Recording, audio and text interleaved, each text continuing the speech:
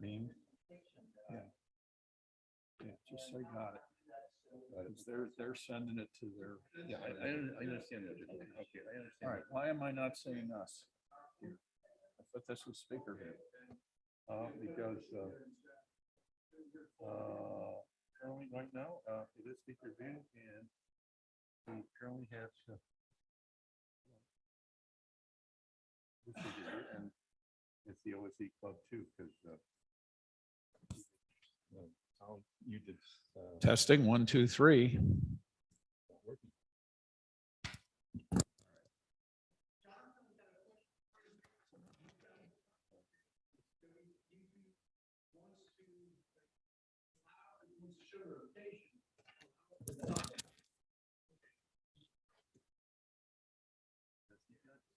Clubs too. Yeah.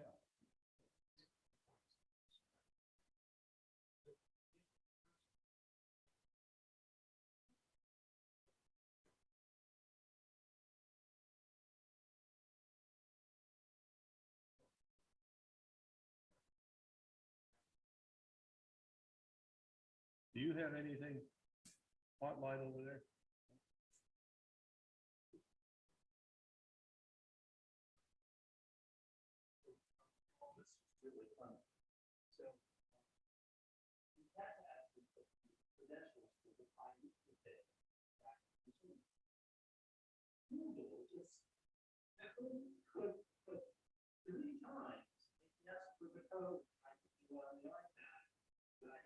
Putting it in saying, yes, this is me, yes, this is. Why? Because it's on a machine that never has access to the site, it's a place that never has access. So, if I have. Wait a second. Yes. I got it. Bill, get the video.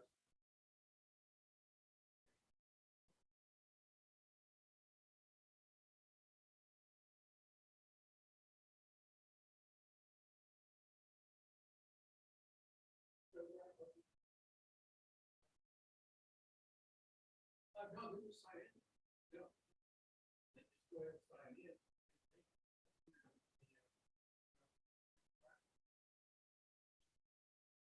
Oh, so you're. Yeah, okay. Okay.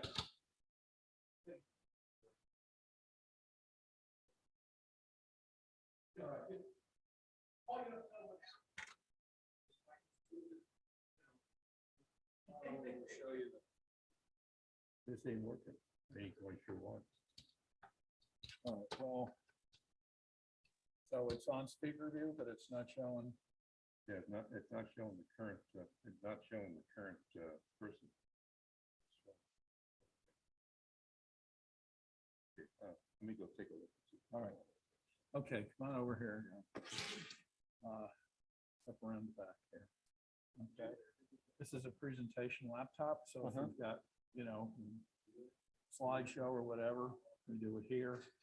Get Zoom up, share, So if I have a keynote on mine, can I use my laptop or? Yeah, somehow put we've that- got, which you would get in Zoom, okay? Here's power and internet, Uh-huh, okay?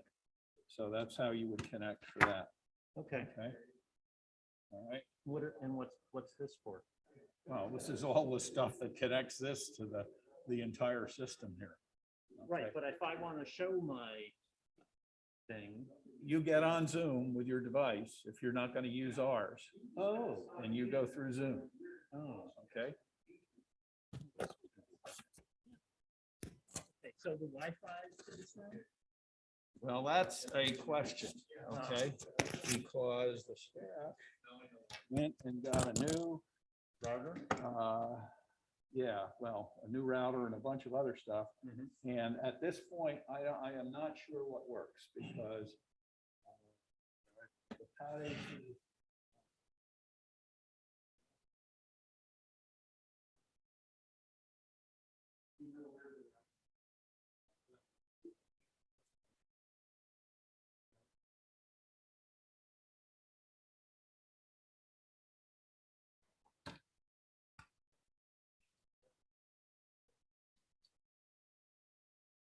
Okay, Paul.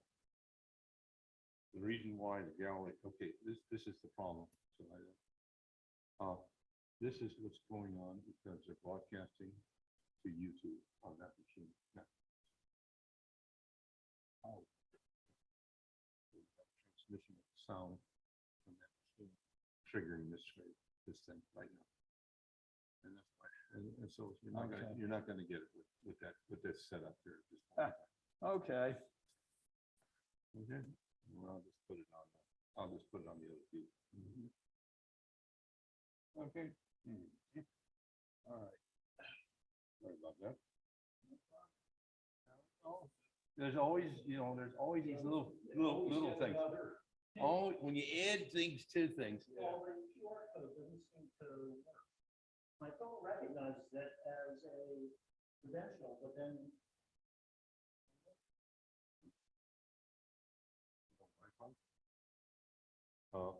Give them the dam staff would follow instructions.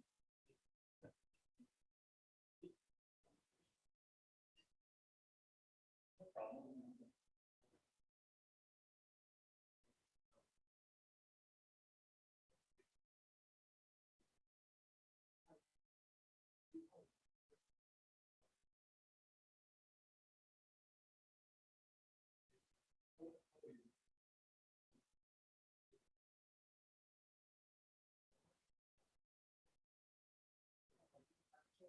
Thank you.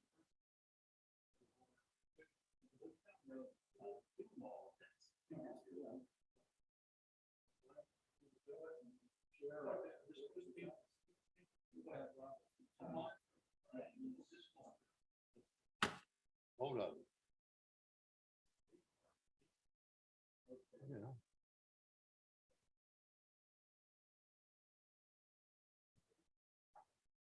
See, I just get yours.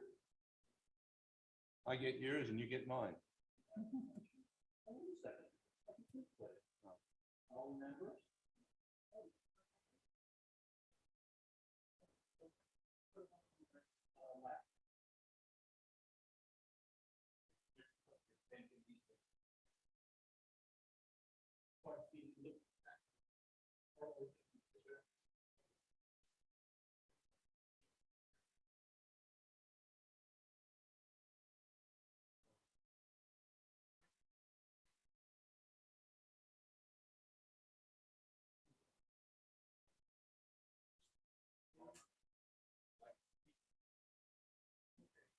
I've never seen that. I'm not gonna play with it now. I can't choose out.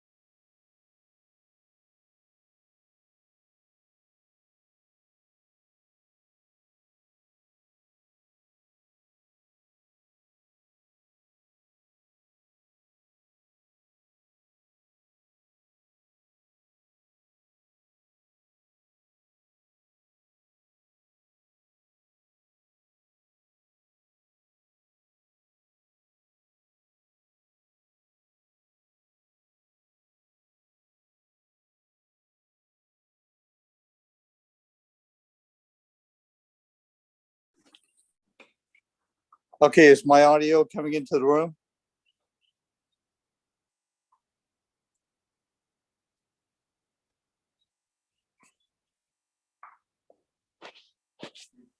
Okay, Paul, can you hear my Yeah, audio? we got you, Mike. Okay, great. Thank you.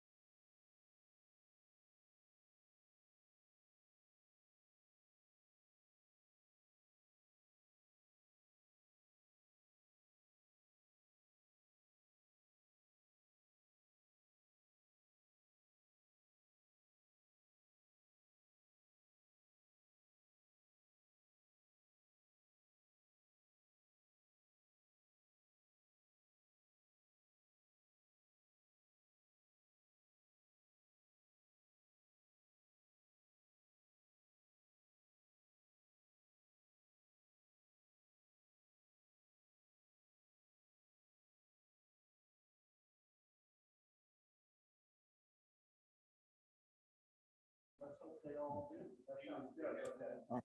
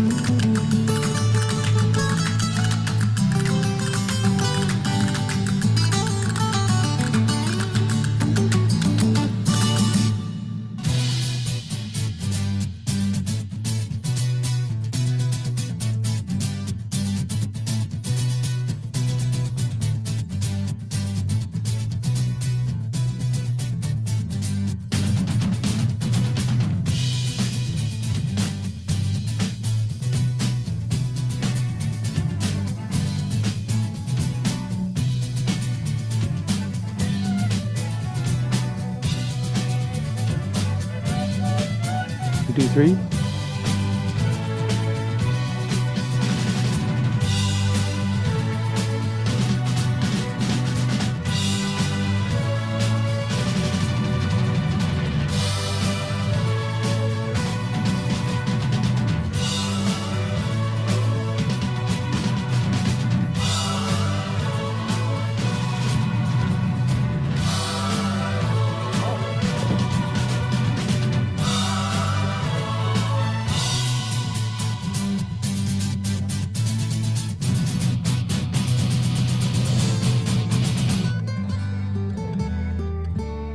Right down there.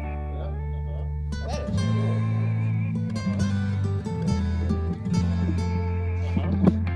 cool. All this is Bill. How many microphones do we need working? 3, 2 handhelds and, okay, I'm all sit here.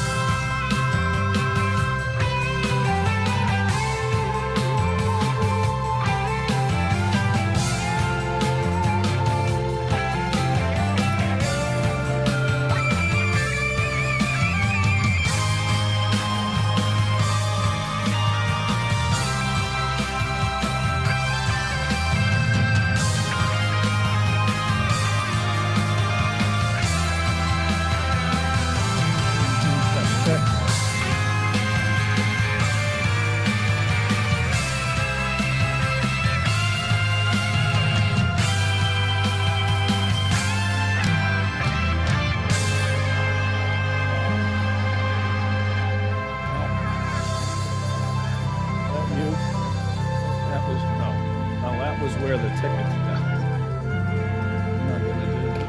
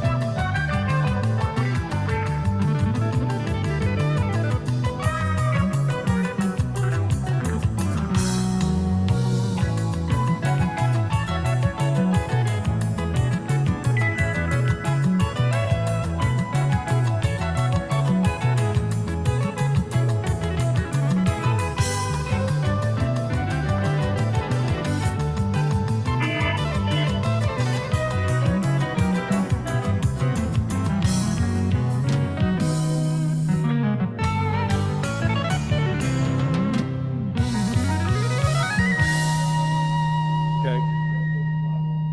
All right, it's showtime.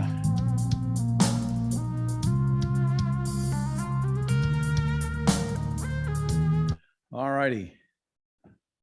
And good morning, everyone. We thank you for coming. Welcome to a unique joint meeting of 3 computer groups. Today, we have a meeting of the Ollie PC User Group, the Potomac Area Technology and Computer Society, and Washington Apple Pie.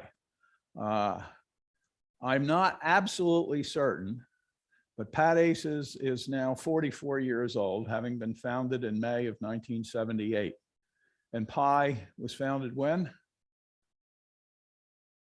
What we say, Paul, is helping Mac users use their devices since 1978.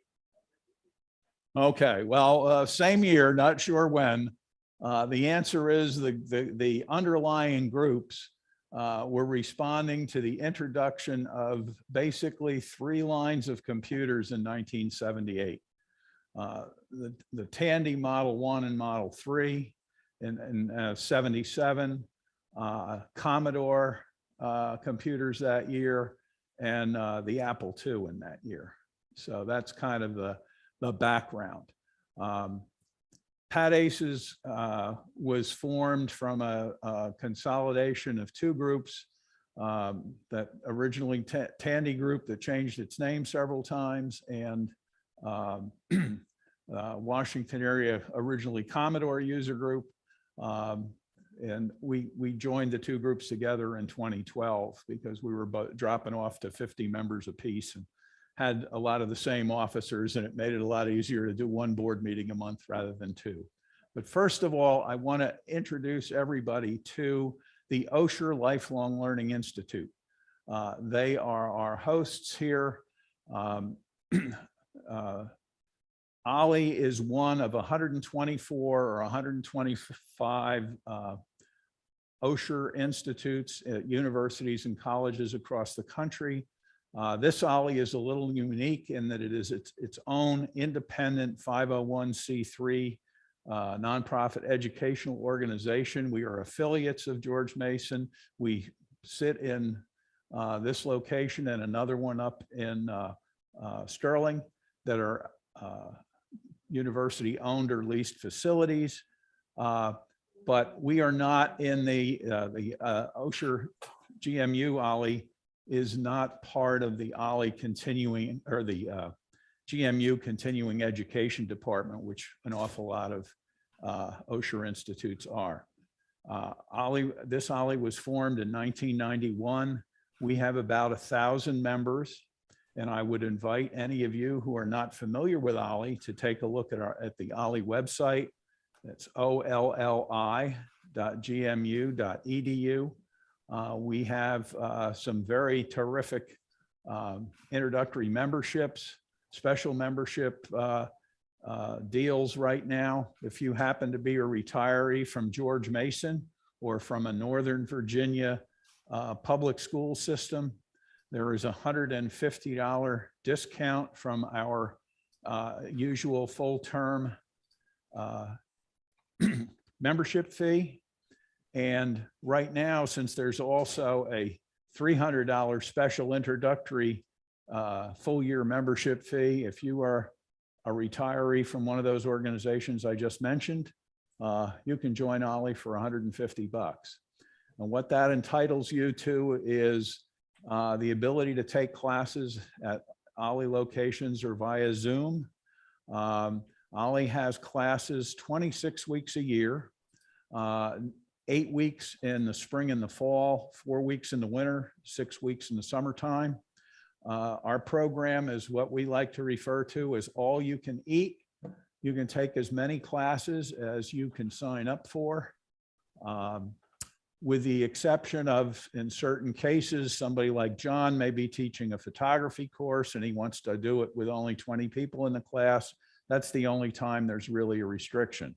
And with Zoom, you know, we're no longer constrained to the size of a particular classroom. Ollie would typically go when they'd have a big class, they'd go to a church hall somewhere that might seat 150 or 200 people.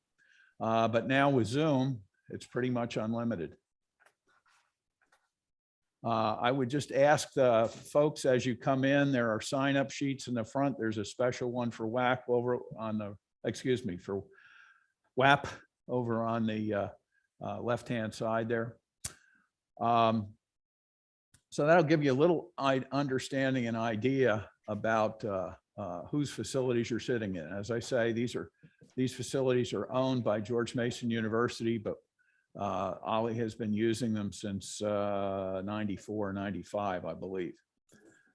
So with that, what we normally do is we use this period of time to see if anybody in the audience has any questions, and we try and run around with a microphone and see if there's somebody else in the audience, either in the room or remotely, that can answer a particular question. So if you'd raise your hand, we'll get the microphone to you. I will tell you that the microphone is basically intended to be close talked. We try and say, lock your elbow, hold the microphone 6 inches from your mouth, and do not gesticulate with it, because that really messes things up. So is there anybody that's got questions or is having a challenging problem? Just one moment, Bill will get to you. Okay, thank you. As I just came a little bit late, can you go over the list of the organizations that have this discount price for Ollie? Okay. If you are a retiree from George Mason University or from Northern Virginia Public Schools, which is going from east to west, Arlington, Fairfax, Loudoun, or Prince William, okay, you get $150 off the going full-term membership, okay? Our full year membership is normally $450. Right now, if you're a brandy new person, we have a $300 membership for a full year. And that special discount would get your get-into fee to be $150. That is a terrific deal. We have a $150 introductory rate, but that is strictly for one term. So that's how that works. That answer your question? Okay. Okay. John. Yes, I do have a question. I currently use DirecTV. That means I have a little dish on the garage, and that works just well, very well, except during heavy thunderstorms and when it snows, where I then have to get out in the snow, knock the snow off the dish, and then try to put the ladder back in the garage. Does anybody have any experience with Sling TV or Hulu for streaming? Okay, let's see. We've got a hand raised. I don't know if this is an answer to the question, and I apologize. No, that hand disappeared. So does anybody have an answer for John's question about Sling or Hulu? All right, not seeing any there. I see the question from Ann. I didn't see it in the chat a minute ago. Ollie had, the question is, what kind of classes does Ollie offer? And the answer is pretty much, you name it, and we probably have it. History, yeah, there's catalogs for the summer term are on the door of the office. If we run out, holler and Mike Emery or I will get you a copy of the catalog. There's everything in there. Science, religion, the most popular sequence is history. We have a tremendous number of history courses. We've got social sciences, arts and music, finance. Ollie has one of our long-term, since 1995, ongoing operations is the investment forum. We have 100 or 115 people who basically about 45 weeks a year meet and talk about stocks, bonds, mutual funds. Some people have invested in cryptocurrency, but very small amounts of money. Yeah, Paul, Just about anything. Yes, Bill. I'm just gonna say, would we want to give the office phone number? Somebody can call in if they want a catalog. I got the number. Yeah, okay, the number, go ahead, Bill. Yeah, it's 703-503-3384. Again, that's 703-503-3384. Okay. And somebody just put up, Aaron Davis put up on the chat is the link to the catalog. So all of that is on the website. The Ollie website is olli.gmu.edu. And now, you'll find a wealth of information there. You'll find the catalog in several formats, including flipbook, as well as PDF, downloadable PDF. Catalogs from years past are there. Again, this catalog is just one term. We have 4 terms a year at Ollie. So there's really, truly a marvelous wealth of information to give you a little idea. Our treasurer just recently did an investigation of how many classes people were taking during a year before we went on COVID. So in 2019, the average Ollie member took 18 classes.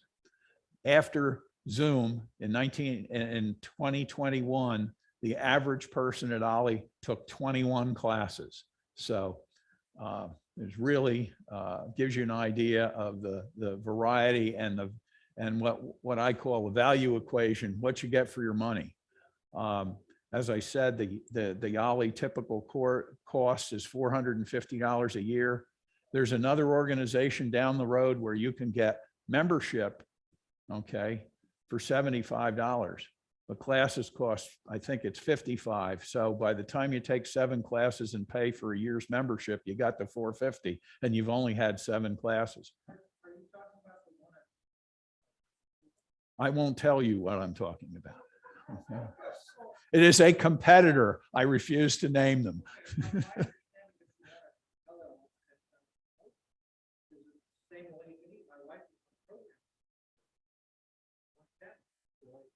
Well,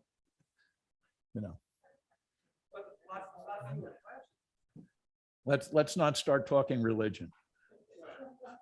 It's a much more limited program. Yeah. Truly, we were pre-COVID, we were offering between 500 and 600, different things every year. Okay. So, that varied from, there are some one session classes, others go 8. So, there's that we're not talking just 600 class sessions. We're talking 600 different topics and activities. Okay, that's out of the way. Let's see. Are there any more questions or comments, or maybe it's time for me to bring Jonathan up here and have him talk a bit of WAP business. Do you want to come here, John, or do you want to do something from there?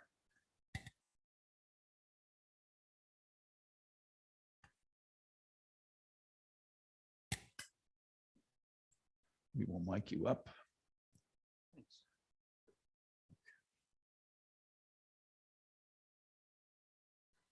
Let me get this on here. Sure. This doesn't fall off. And then if you've got a pocket or. Can you just tuck it there?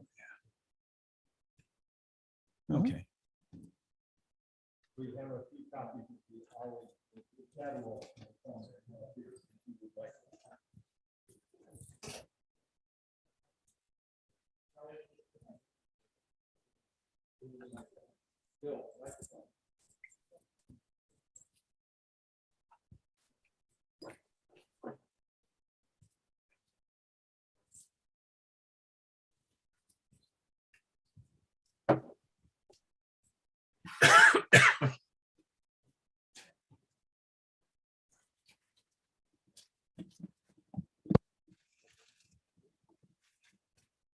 Hello. So is Ollie membership by individual, or is one's spouse also? Do you need a separate membership for a spouse? I'm not an Ollie member. I know there are people here who can answer that. Okay. Jesse's coming in. Yeah, Paul, we have a question about Ollie. Okay. Yes. Is membership by individual, or can one spouse also? Membership separate- is individual. So a spouse would need a separate You know, membership. A chair is a chair, and Yep, okay. unless your wife wants to, or you want to sit on your wife's lap. Got it. Okay. Yeah, no, we don't have family memberships, individual memberships.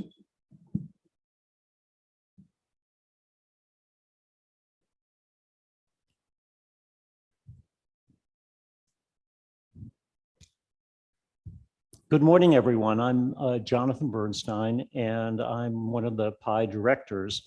And I'm here in place of Roy Wagner, who's our PI president and is somewhere in Italy. No violins. Anyway, I have a short presentation here. We have a young woman in Silver Spring who does the graphics for our meetings. So the graphic for today's meeting that was done by her for Rob's presentation. And very quickly, for PI members who are here and watching on Zoom, here's the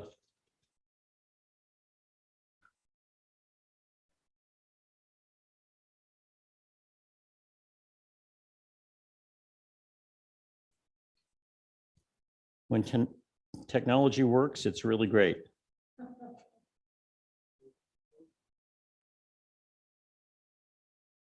So actually, since we started on this slide, why don't I take advantage of the opportunity to welcome Gabe Goldberg, who championed our new PI coasters and will tell our group about it.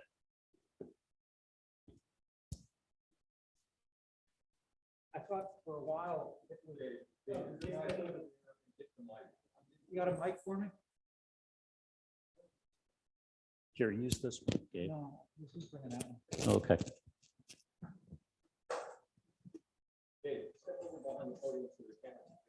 I can't, he's standing there.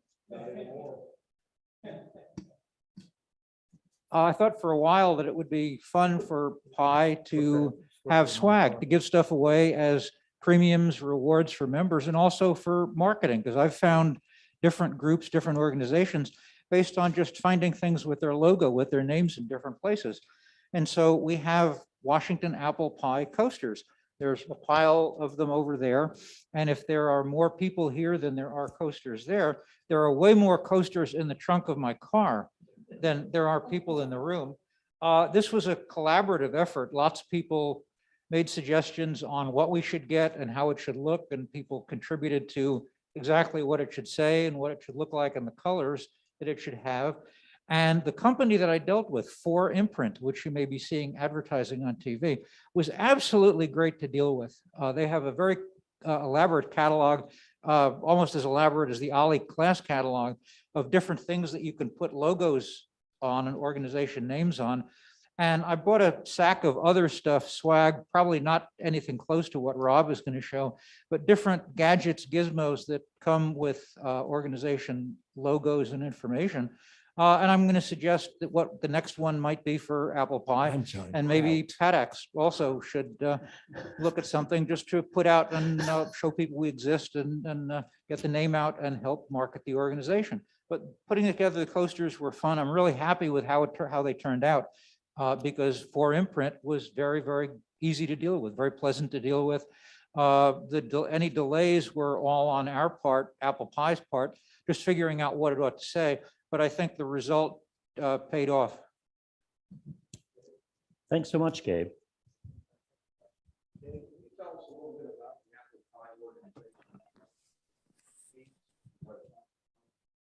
I'm one of the newer members who's on the PI board. I'll let Jonathan fill in any gaps, but I joined maybe 3 or 4 years ago.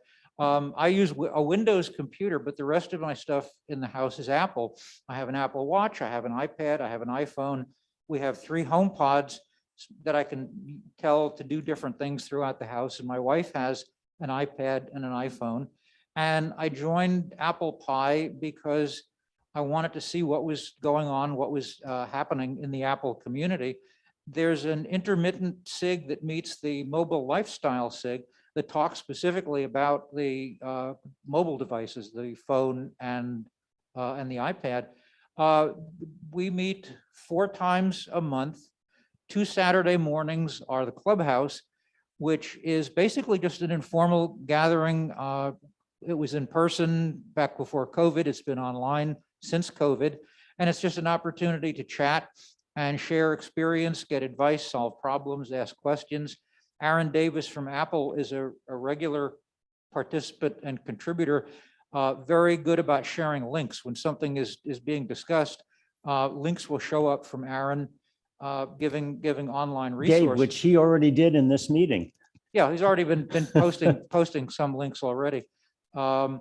There is an afternoon learners SIG, which is on the second Thursday afternoon of the month.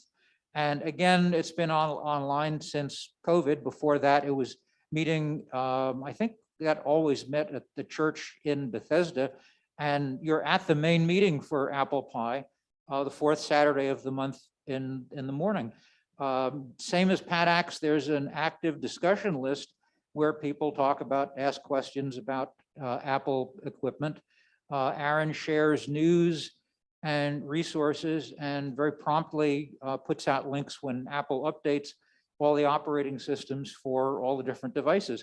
So if you're familiar with PADAX, Apple Pie is basically a similar organization with a different lens, looking simply at Apple equipment versus what PADAX covers.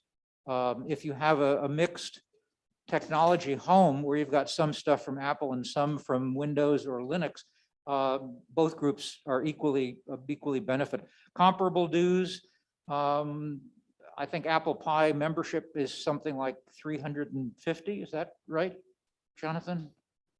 Couple of hundred members. 260. right now. 260. A little bit more than PADAX, but the demographics are the same. The culture is the same. It's basically users helping users, members helping users, people coming together to have fun, to make friends, and to share technology.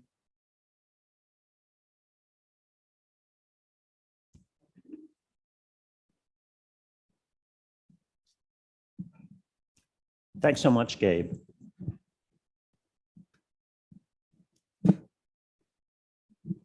One thing I forgot, if you're here, you're entitled to a poster, even if you're not a Pi member. Everybody today gets a poster.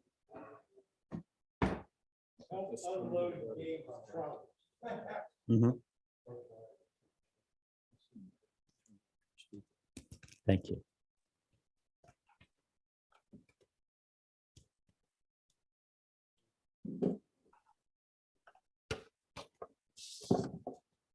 Yeah, so quickly, I want to talk about the schedule that Gabe was just starting to mention of the 2 Clubhouse Saturdays that we do each month, the afternoon learners. And the fourth Saturday is usually our presenter meeting. And our July general meeting is going to be Evie Dotsauer, a fellow who has given really good security presentations. And so we're going to, this will be a great session on a handful of, I think, security topics that we think would benefit people. And in terms of the fourth Saturday general meeting plans, right now still firming up August. In September, Aaron Davis traditionally comes to talk to the group about the latest Apple stuff, and we're really looking forward to that. In October, how many people know MacMost? Well, Gary Rosenzweig is the amazingly prodigious video producer of really, really useful videos. Just as an example, in the latest operating system on Apple, do you notice the hills moving on the screen? These are dynamic backgrounds.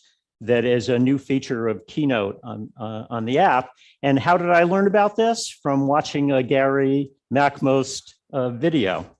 So that'll be a great meeting.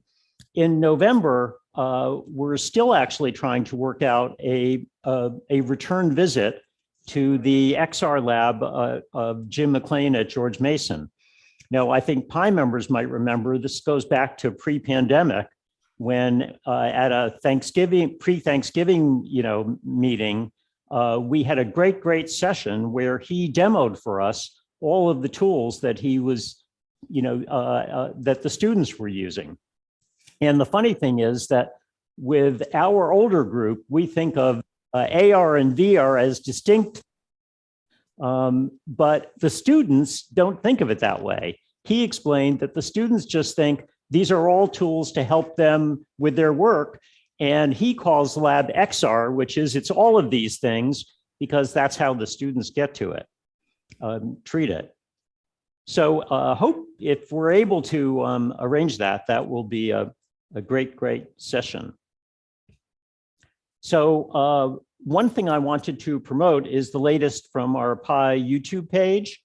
And Van Zeck, can you just stand up for a minute? Van is our newest Pi, one of our newest Pi board members, and is a wonderful, wonderful maker of video clips about how to do things. So his latest one is about how to adjust AirDrop settings. AirDrop is for wireless transfer of files. And if you're not careful, you might have a plane grounded if too many people accept unsolicited AirDrop transfers. And so Van's latest video is how you can adjust your settings.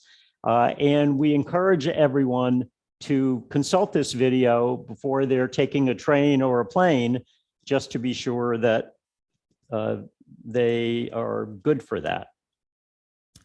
So the Pi Door Prize that we do our meetings, on the table here is a QR code and a link, and you can see the link here too. It's wap.org/,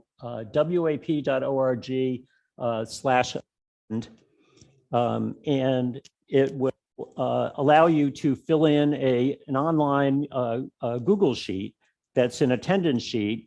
And toward the end of the meeting, what we'll do is generate a random winner. And today what we have for people to choose is either an Apple AirTag or a $25 Apple gift card. I think that was all I had to present today. So if there's any more general meeting, any questions and answers, and otherwise, I think as Paul suggested, we'll take a break and then bring Rob Peguero to the stage. Any other questions from the Zoom audience or the live audience?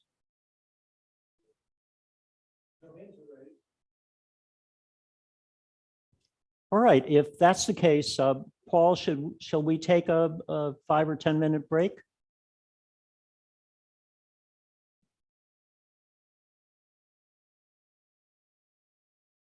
Thank you, everyone.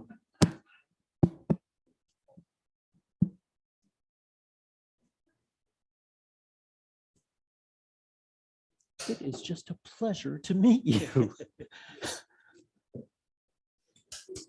When you first came over and said you were Jonathan, that you might be the Jonathan that I know from Washington.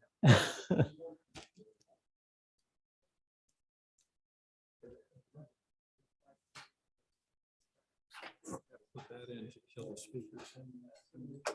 Oh, okay. Yeah. Thanks.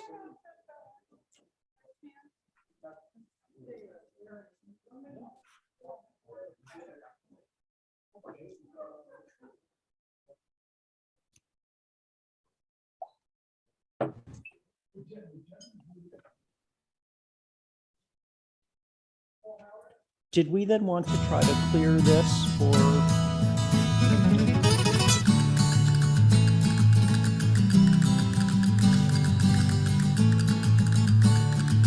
Do you see the table there? I think that's for your stuff. How are you feeling? Good.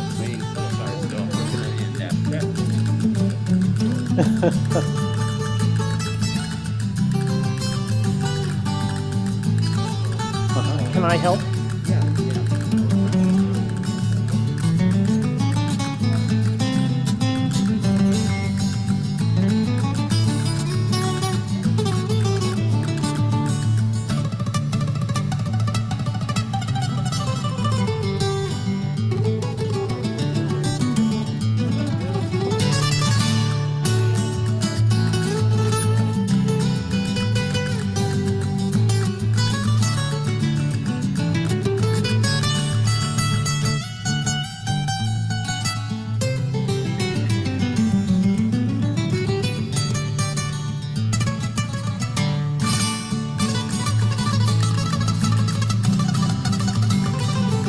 cow. Is this?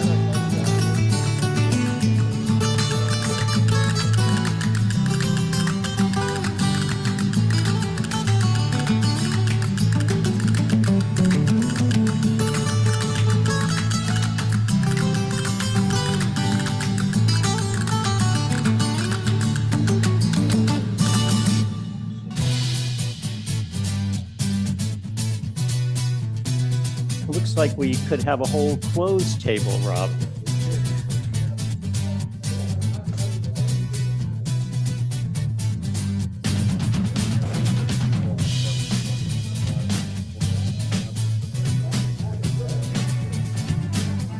So hopefully you get credit from your spouse if you offload all of these things.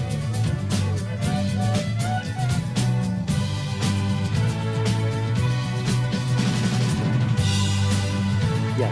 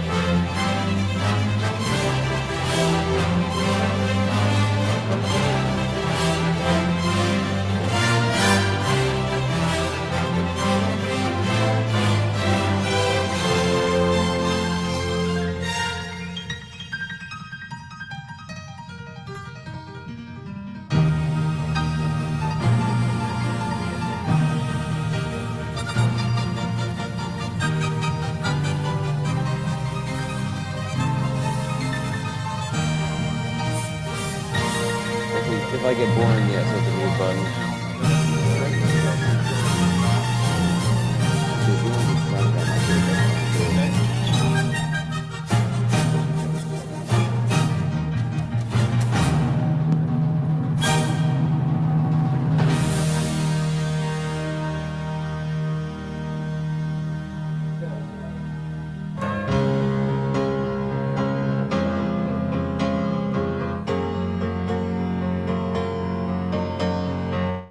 Okay, ladies and gentlemen, can we return to our seats, please? And we thank Washington Apple Pie very much for arranging our speaker today, tech columnist and journalist, Rob Pecoraro. Hey, folks. So I think it's been 5 years since I've been in this room. It has definitely been 3 years since I last gave an in-person talk to a user group anywhere. So in that time, I've picked up more gray hair. I have less hair overall. I spent a lot of time at home. Over the last year or so, I've actually been able to leave my house for work, a very exciting prospect.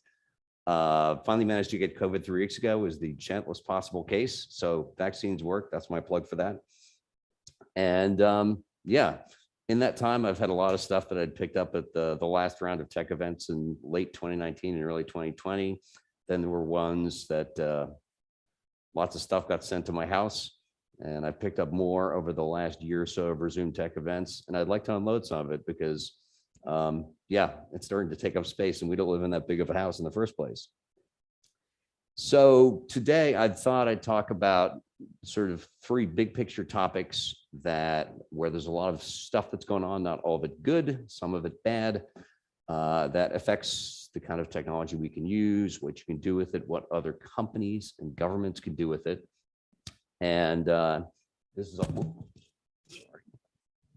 technology, first pickup already.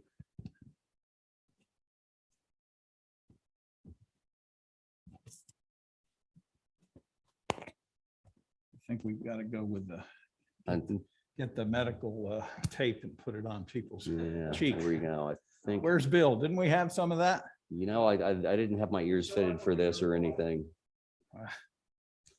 So anyways, this is, I think it's advertised as a Q&A. So if you have a question, just ask. I'm not going to save it for the end of it. And the reward for that, everyone who asks a question gets to take something off this enormous collection of stuff.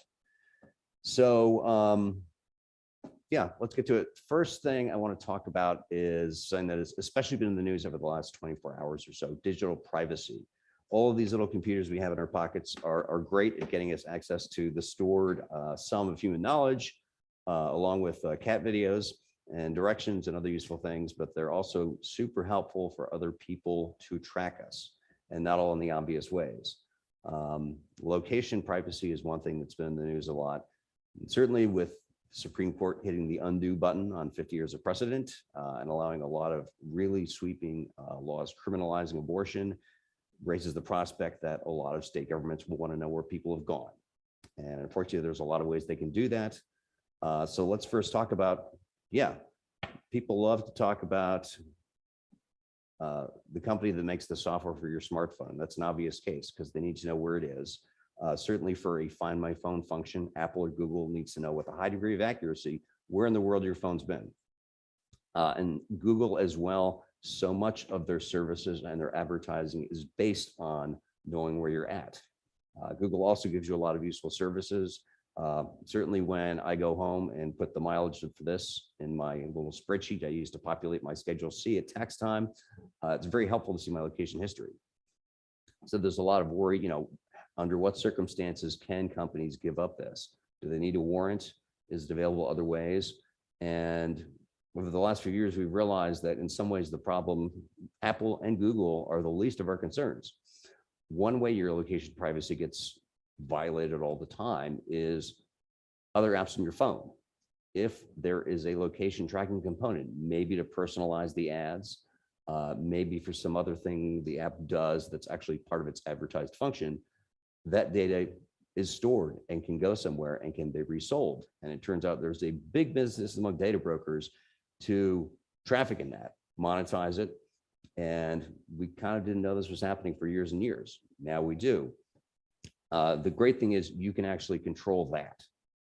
If there's any one thing you all do with your phones after hearing me, it is check the privacy settings. Both Android and iOS will allow you to do a few things to stop this kind of background tracking in random apps that are outside the control of Apple and Google, who at least have to say what they do and are under a very large microscope all the time.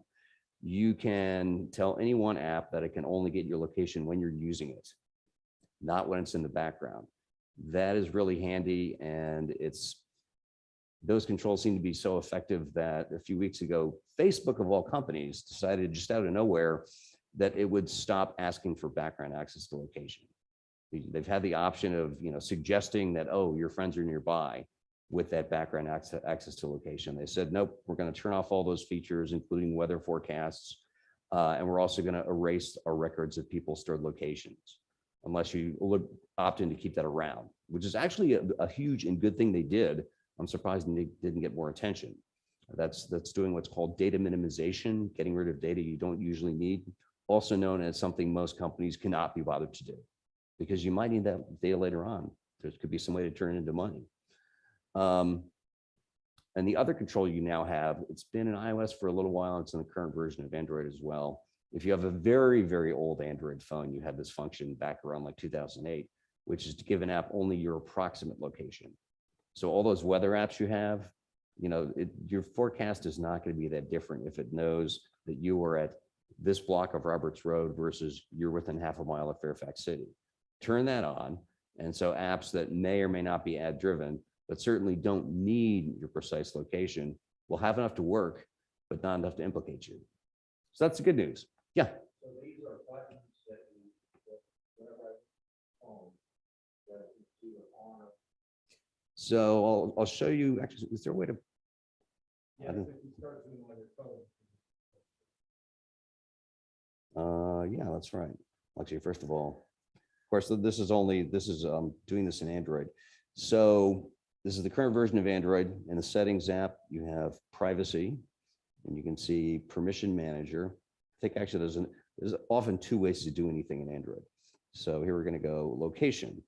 53 of 79 apps have it in any way. But let's see here. American Airlines, only while using the app. They don't need to know where I'm at any other time. Where's my weather app here? Evernote, only while using the app.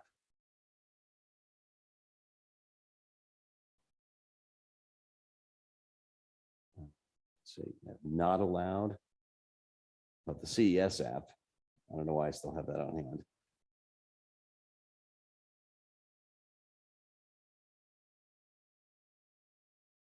Yeah, in most cases, it's only while using the app. And there's a handful, actually forgetting the name of my weather app. What is it?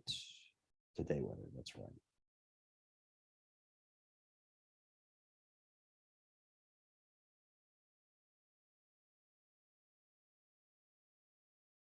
That's right.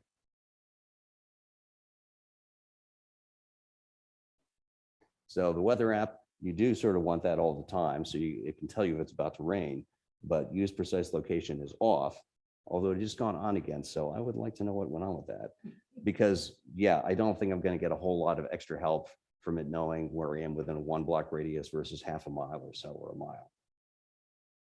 Yeah. Yeah, I mean, on the. Oh, right.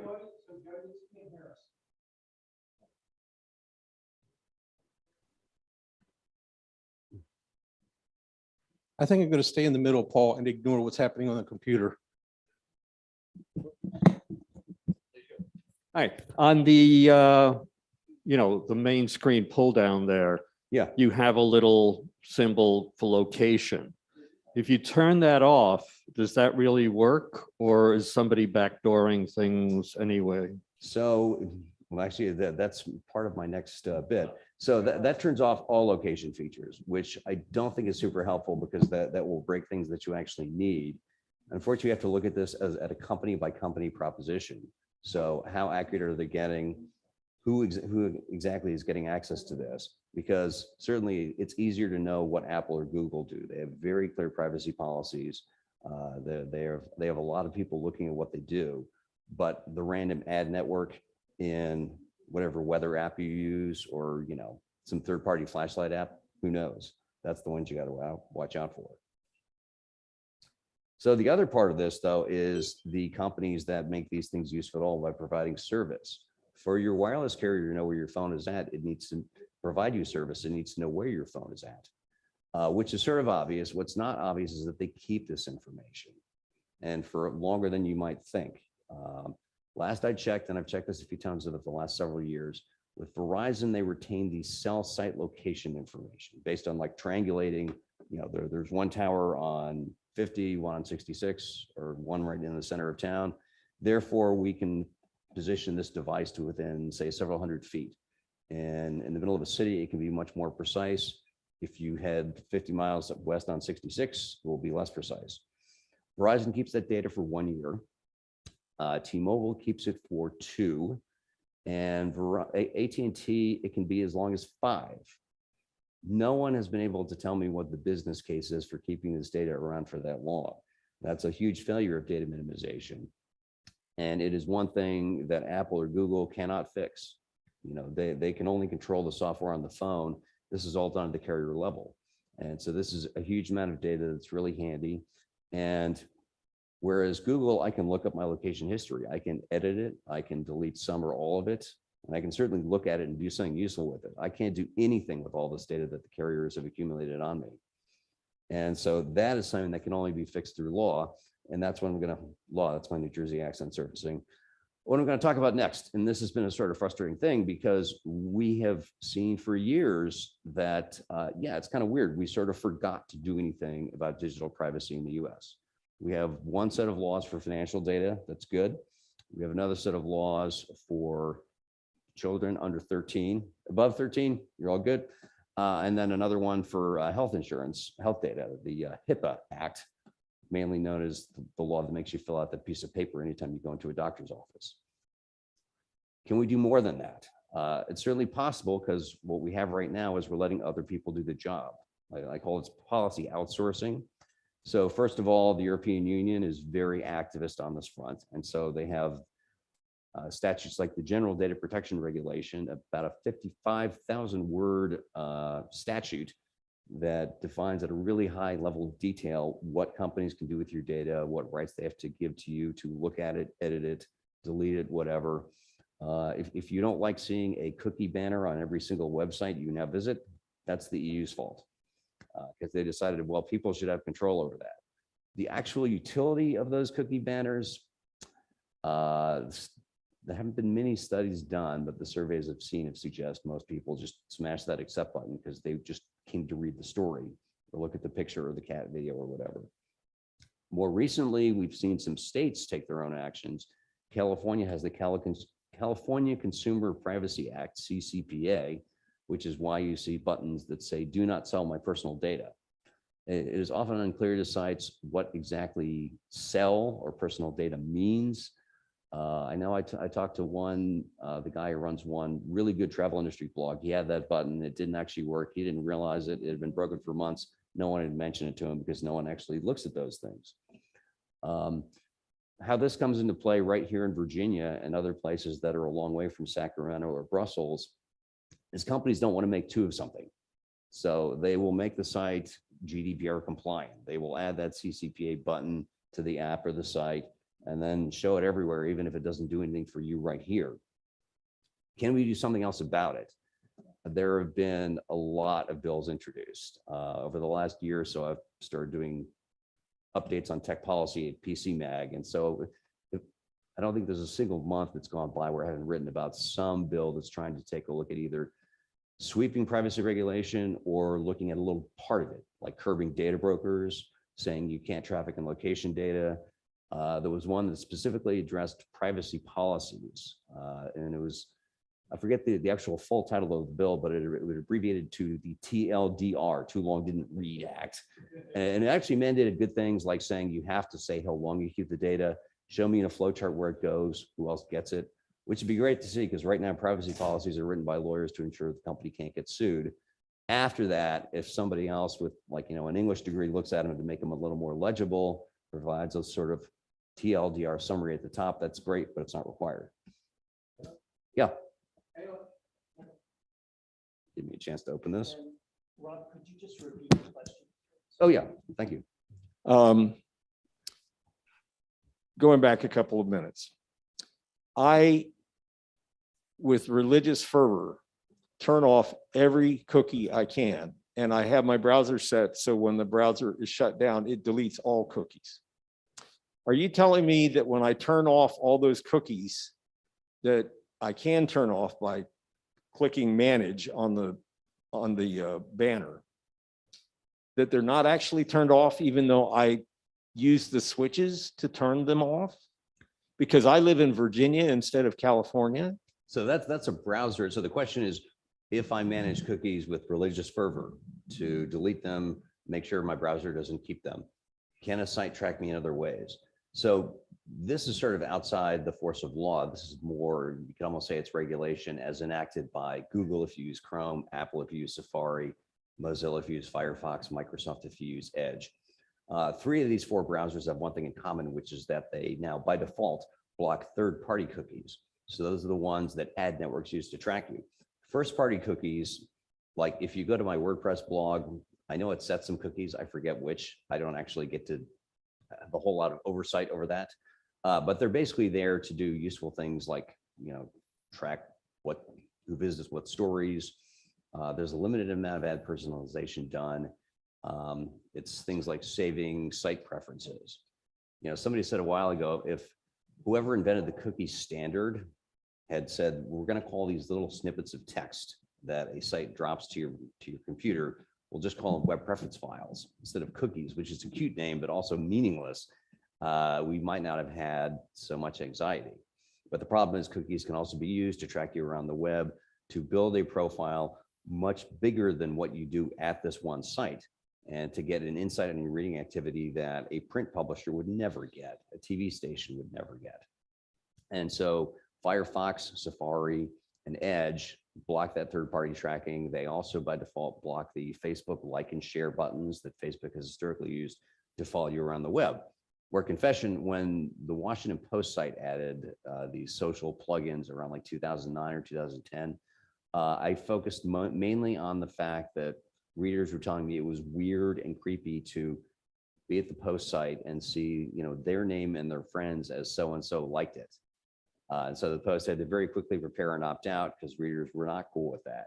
And I just didn't think it through to realize that if you have a little bit of Facebook on your site, then it's as if Facebook is seeing you on that site, and they can assemble this data all around. Years and years later, 2018, Mark Zuckerberg said, we will give you an opt-out. And they finally shipped this thing in the firm, what is it called? I'm blanking on it now. But basically, if you Google or Bing or DuckDuckGo, Facebook erase web history. I'm going to do this right now. Be a good test of T-Mobile's bandwidth.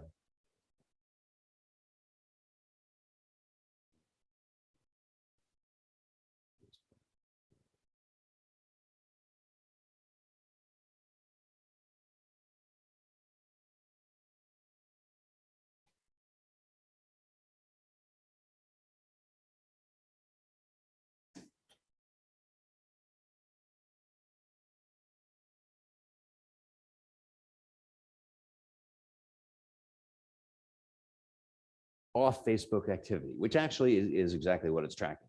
So if you look for that in Facebook, you can, first of all, disable this tracking and tell them to stop using it. It is unclear if they actually get rid of that data. So that is one positive development that happened pretty much outside of what governments have done. So that said, there are other ways sites can still track you. There's something called browser fingerprinting. Well, they'll say, your browser sends certain bits of metadata. This is a copy of Apple Safari version, whatever, running on Mac OS 13.1.1, whatever. The screen size is this much, and you can sort of piece these things together with other things just in terms of like, the speed of the connection, all sorts of metrics that a site will get to do what's called fingerprinting. And so Safari and Firefox have been pretty aggressive in putting in measures to stop that, either by introducing noise or otherwise trying to stop sites from doing this workaround to track you. Google has said they want to get away from using third-party cookies as well. They've gone back and forth. because they don't want to tank their whole ad business. And so what they're actually adopting now is a system where your browser would do a little computation of where you've been to sort of put together a sort of vague cloud of possibilities of your interest with noise introduced, and then combine that with other stuff. So advertisers could say, you know, we want to get people who live in Fairfax County or thereabouts who drive a lot and are looking at an electric car, but not to the degree that, yeah, we want to actually target Gabe here in the front row and go after him. We'll see how well that works. You know, the fact that that entire business of tracking people's web history across sites is in theory impossible in Safari and Firefox and Edge. Advertisers are going to have to get past the idea that they can do this tracking at such a specific level no matter what. It's a question is, what other ways do they do it? And for that matter, could you just actually target ads based on their context? Like another way to find people who are interested in electric cars is put the ads next to stories about electric cars. Self-promotional note, like the piece I wrote about driving a Tesla for PC Mag over about 1,700 miles in the Pacific Northwest. I hope they have lots of ads for electric cars and charging services right next to that. And I hope to make a lot of money from my work. So the big picture for privacy, the most recent bill I wrote about is one called the American Data Privacy and Protection Act, which doesn't, you know, have a nice snappy abbreviation like TLDR or apple pie or puppies that would really help it sell.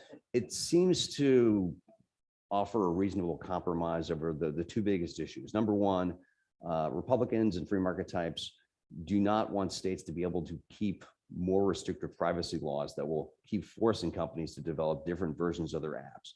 They want a federal standard, and that's it, maybe with limited exceptions. Democrats want to stop the worst of the tracking and make some things off limits. So the law seems to do that. It would let you opt out of targeted advertising, whereas there was another bill introduced a few months ago that would ban surveillance advertising or targeted advertising or personalized advertising, depending on how you want to do it. The bill would do things like establish a sort of do not track registry for data brokers, which is something a bill that was introduced several months ago by an unlikely contingent Senator Ossoff, Democrat of Georgia, and the senior Republican from Louisiana, which would basically say, if you're a data broker, you have to register with the FTC, and we have to set up a process where you can provide your information in an encrypted hashed form, and sites could check. And if you said, don't traffic in my history, my data, the data brokers would have to get rid of that stuff, which seems like a good idea to do. I would just assume the data brokers were not around. I don't know. They certainly don't seem to give any value add to my industry of journalism. But of course, I'm saying this is the tail end of June, and there's midterm elections coming up. There's a lot of other stuff Congress has to get done. I don't know if it's going to happen. And, you know, people have been saying this is the year for privacy, as long as they've been saying this is the year for Linux on the desktop. So I don't want to place too much of I don't want to bet any money on this happening at this year, actually, because the odds are too high that I would lose it. So I now want to sort of pivot from privacy to talk about a related issue, which is the general scope and power of tech companies, which is another thing where there's been a lot of attention paid on both sides of the Atlantic, and certainly within tech industry circles as well. Some of it is essentially, you have two companies, Apple and Google, they control smartphones. And Apple is if you don't have your app on the Apple App Store, there's no way to distribute at scale for an iPhone or the iPad. You can ship Android apps outside of Google's Play Store and tell people to sideload it or put it on a third-party app store. Amazon has an entire line of tablets that work on its own app store and a forked version of Android.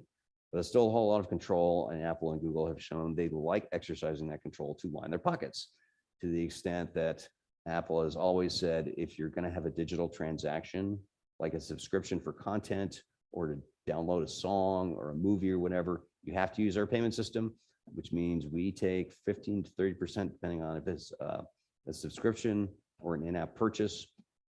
And you can't do anything else. You cannot tell people about any other way to do it, which leads to weird things like the Spotify or Netflix app saying, you can't sign up in the app. We know this is not ideal. just this Kafka-esque state where you have to comply with the rules, but you can't tell your users why you see this weird perspective where you can't interact with the service as you could on its site. The fact that Apple's moves are just control freak, greedy nonsense hasn't stopped Google from trying to do the exact same thing. And so now there's a bunch of bills that are trying to stop this. In Europe, there's the Digital Markets Act, which would compel Apple to allow things like side loading and a choice of payments methods. Apple has decried this as a threat to personal freedom. If you let people put third-party apps on the iPhone that they don't control, they can't stop through the App Store, who knows what will happen. Every time Apple does this, they just never seem to remember to mention that they make this 15 to 30%. It just gets left out of the notes. It's so weird. It keeps happening. And Apple also doesn't mention how the fact that it is the exclusive gatekeeper on an iPhone, that governments in countries like China and Russia lean on Apple to say, we would like this app that lets Hong Kong protesters coordinate their actions. We don't want it around anymore. We don't want, in Russia, Alexei Navalny's app was kicked out of the App Store and the Play Store rather summarily. Google did put it back into the Play Store after this election.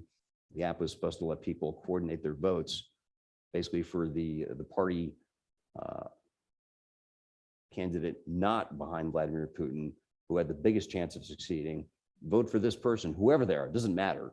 We just want to limit the United Russia slate. Google put it back in after the election. Apple took much longer to finally did that as well. So the Digital Markets Act is one way to do that. That would take effect in the EU. In the US, there's a bill called the American Innovation and Choice Online Act, AICOA. Again, sorry, no snappy acronym. Would target this, as well as the way Amazon likes to come out with its own lines of products, and in some cases very closely overlap with things that are popular on their platform. And that seems to have some bipartisan backing, because more recently we've seen that just a lot of people just don't like big tech companies, period, even though they disagree on so many other things. And we have a question in the front row. Is that S2992? That's the commercials that I'm seeing on television where they're saying this will end civilization as we know it. It will break Amazon's 2-day delivery. It will do all kinds of terrible things. And they're saying, tell your senator to vote against it.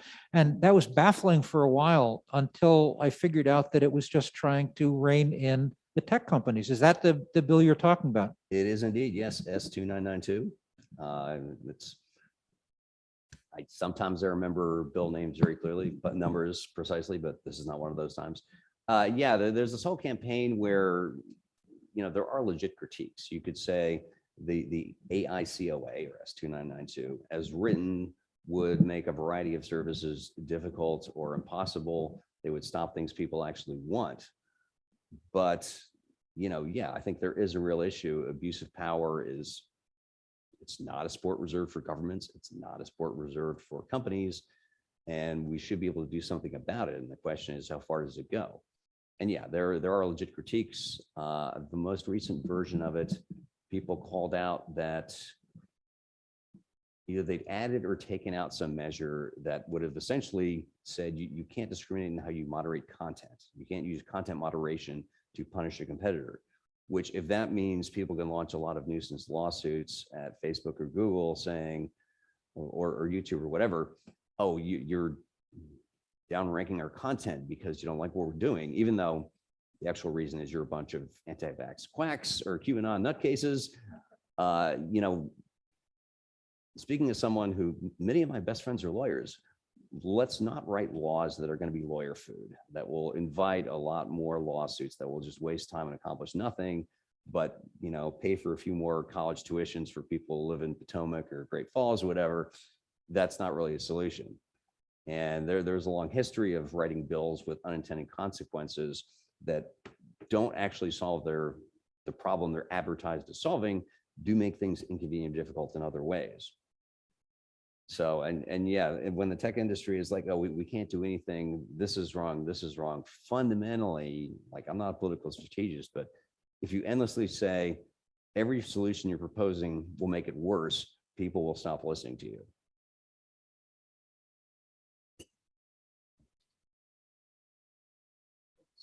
Yeah.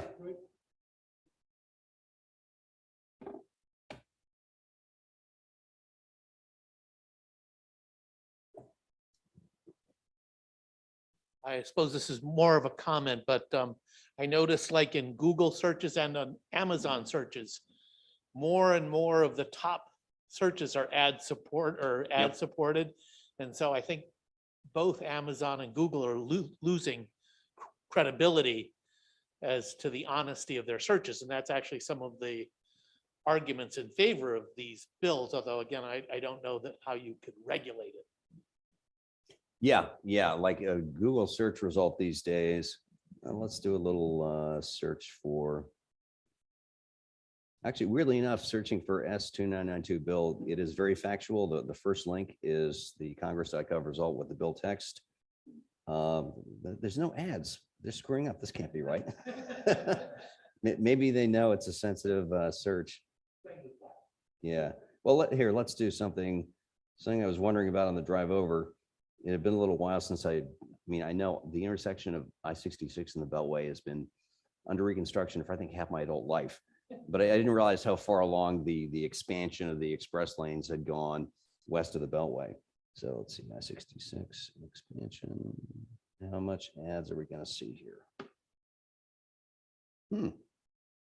Now, this is actually the first result is the transform66.org site, the official one. Then there's a Washington Post story.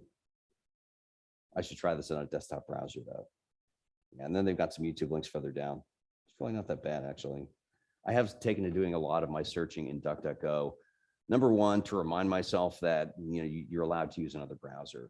And for a lot of results, it just doesn't make any difference. So why not use the one where there's no extra privacy cost? Yeah.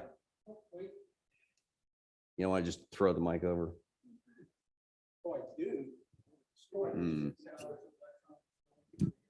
Yeah, we need a large glove. Rob, I was just wondering whether the reason your test failed is that Google on the fly has been maybe minimizing this because they know that it's losing support for their opposition to the bill. Or it could be. The question was, is Google cutting down on the ad load on search results because they're losing support? It could also be just, they're losing viewers, period. The Google tracks things like how people interact with search results with, in great detail. I mean, as they should. They want to know if their service works, if people stick around. And if they see that people see this field full of ads and then they just close the tab entirely, then that's clearly a sign that they're not providing value in that case. So the other thing that's going on to address the issue of what do we do about the power of large tech companies is do we break them up? I think there's a large contingent of people in DC and in Europe for that matter, who the next thing they'd like to on their tech reform agenda is a time machine. So they can go back to when Facebook was going to buy Instagram and not allow it. Because in retrospect, that was Facebook buying a huge competitor, putting it inside, and as a result for personal social networking, not like TikTok is not the same as Facebook. Like I'm too old to use TikTok. I have an account. I've never posted anything. If I ever start singing on TikTok, please someone help. What would have happened to make that possible? Twitter is not the same. That's public commentary about whatever. But for, sharing pictures of pets and grandkids, and here's where I'm going on vacation, Facebook and Instagram are kind of it. So could we do that? And the FTC is considering that because of all the other privacy violations they've seen at Facebook. And in some and people like Senator Elizabeth Warren of Massachusetts have said we should also apply the remedy, make Google undo some of its purchases of advertising companies, of YouTube. And there is the advantage, if you want to craft highly detailed laws regarding conduct, the companies subject to those rules will hire really smart people to figure out how do we comply with them to the letter, but still do what we're doing, still make money the same way we always have. But if you split up the companies, you don't need these really fine grained, liturgical, thou shalt not, thou shalt, whatever. The fact that you have competition where you did not before takes care of the problem for you. But that's a harder lift. It requires, winning really involved court cases. The FTC can't just say, okay, yeah, get rid of this company, sell it off. It's not that simple. So that is a major watch this space.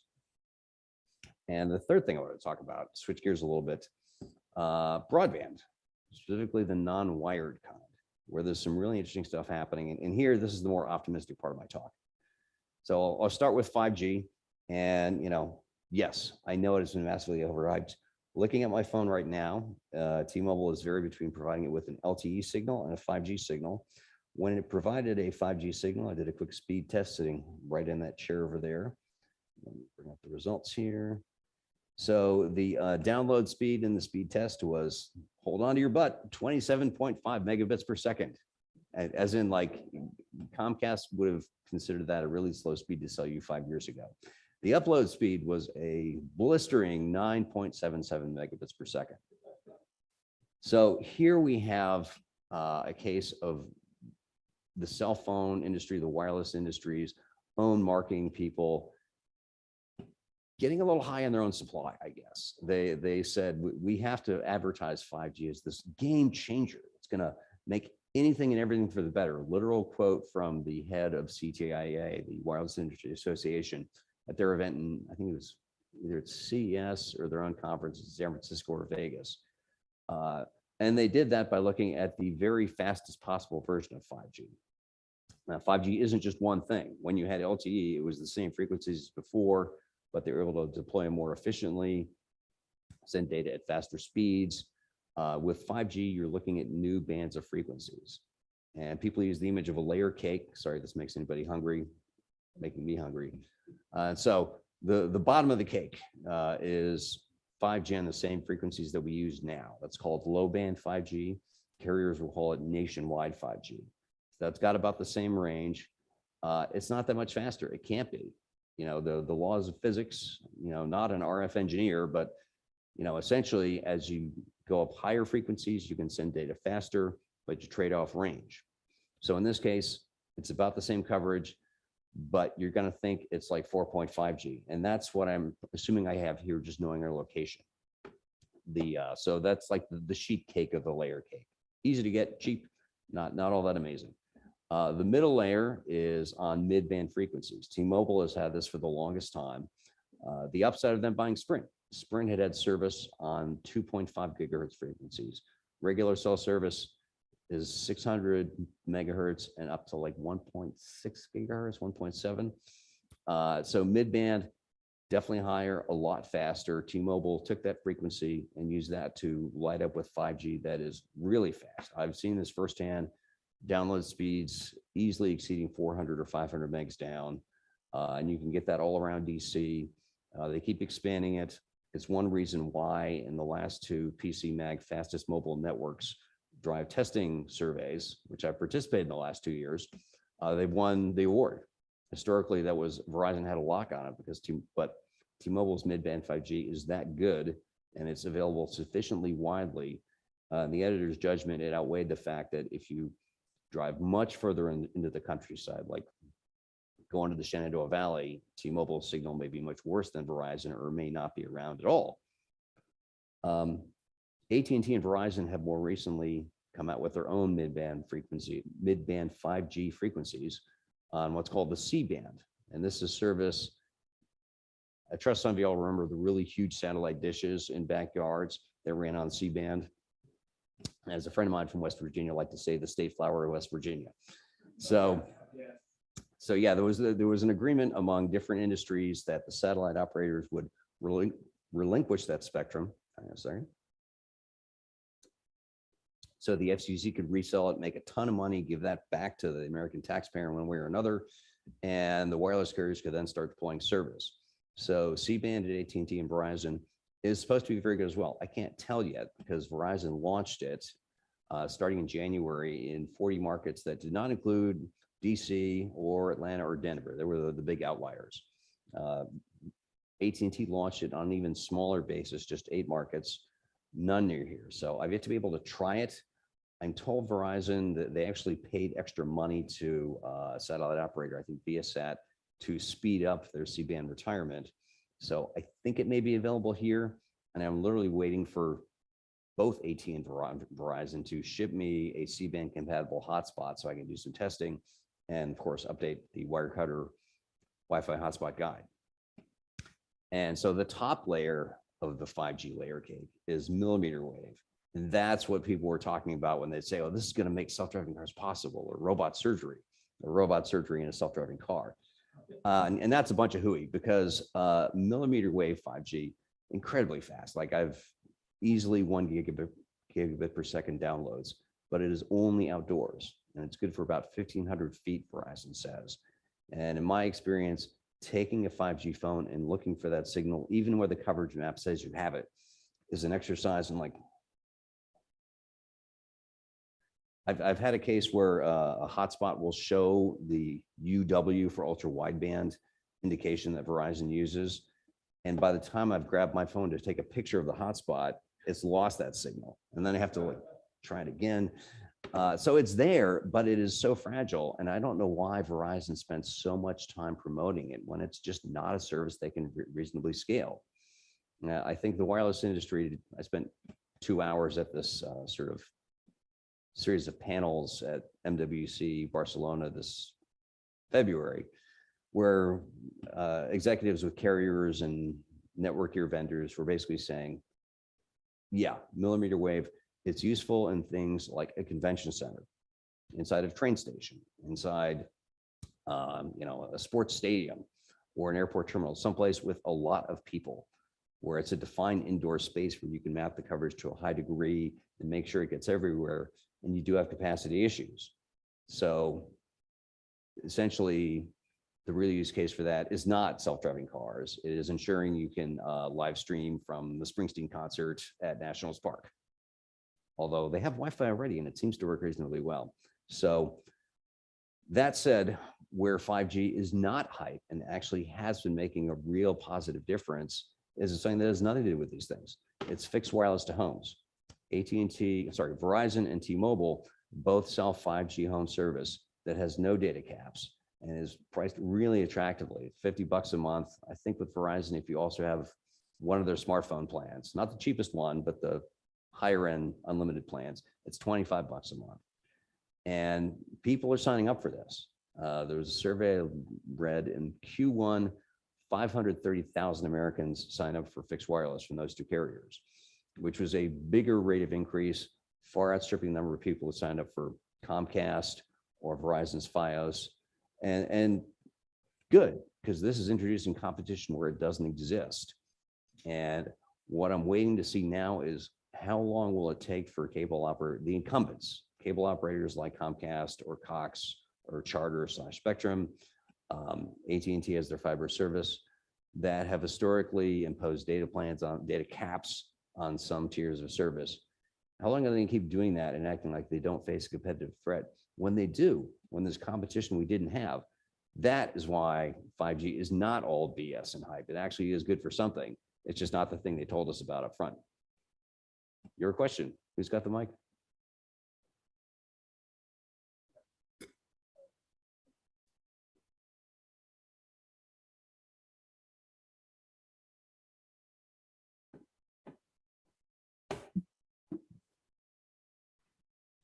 Yeah, Rob, I only wanted to ask whether you'd heard anything about the, not Verizon, but some of the other services like the T-Mobile gateway, the other approaches to broadband by. So there's cellular another companies. couple of fixed wireless There's a services. guy at our meeting today, Alan Kent, who has talked about this, and I think, Oh yeah, that's right. He shared his experience with T-Mobile as an ISP. yeah, he just told me that he installed a new one, but isn't ready to report on it yet. Okay. Yeah, I mean, the people have definitely reported some issues where some of the first gen hardware has not been super as reliable as it should be.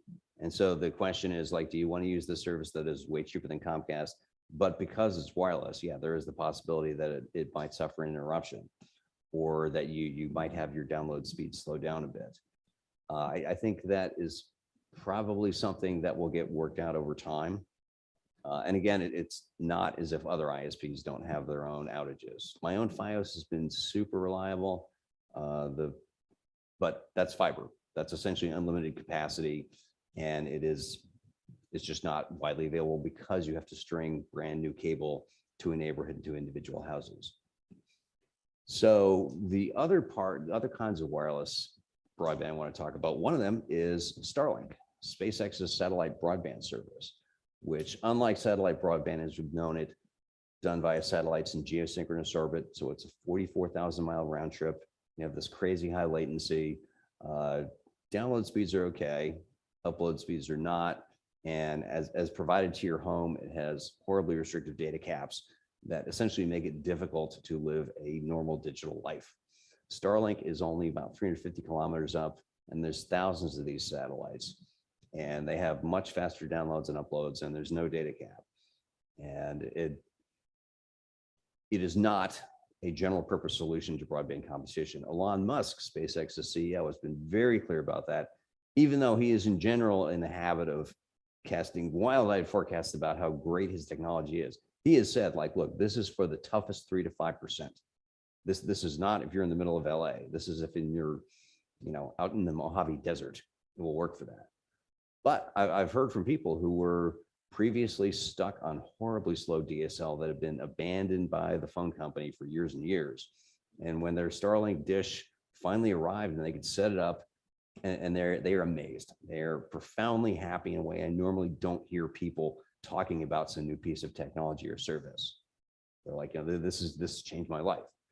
And so that's great.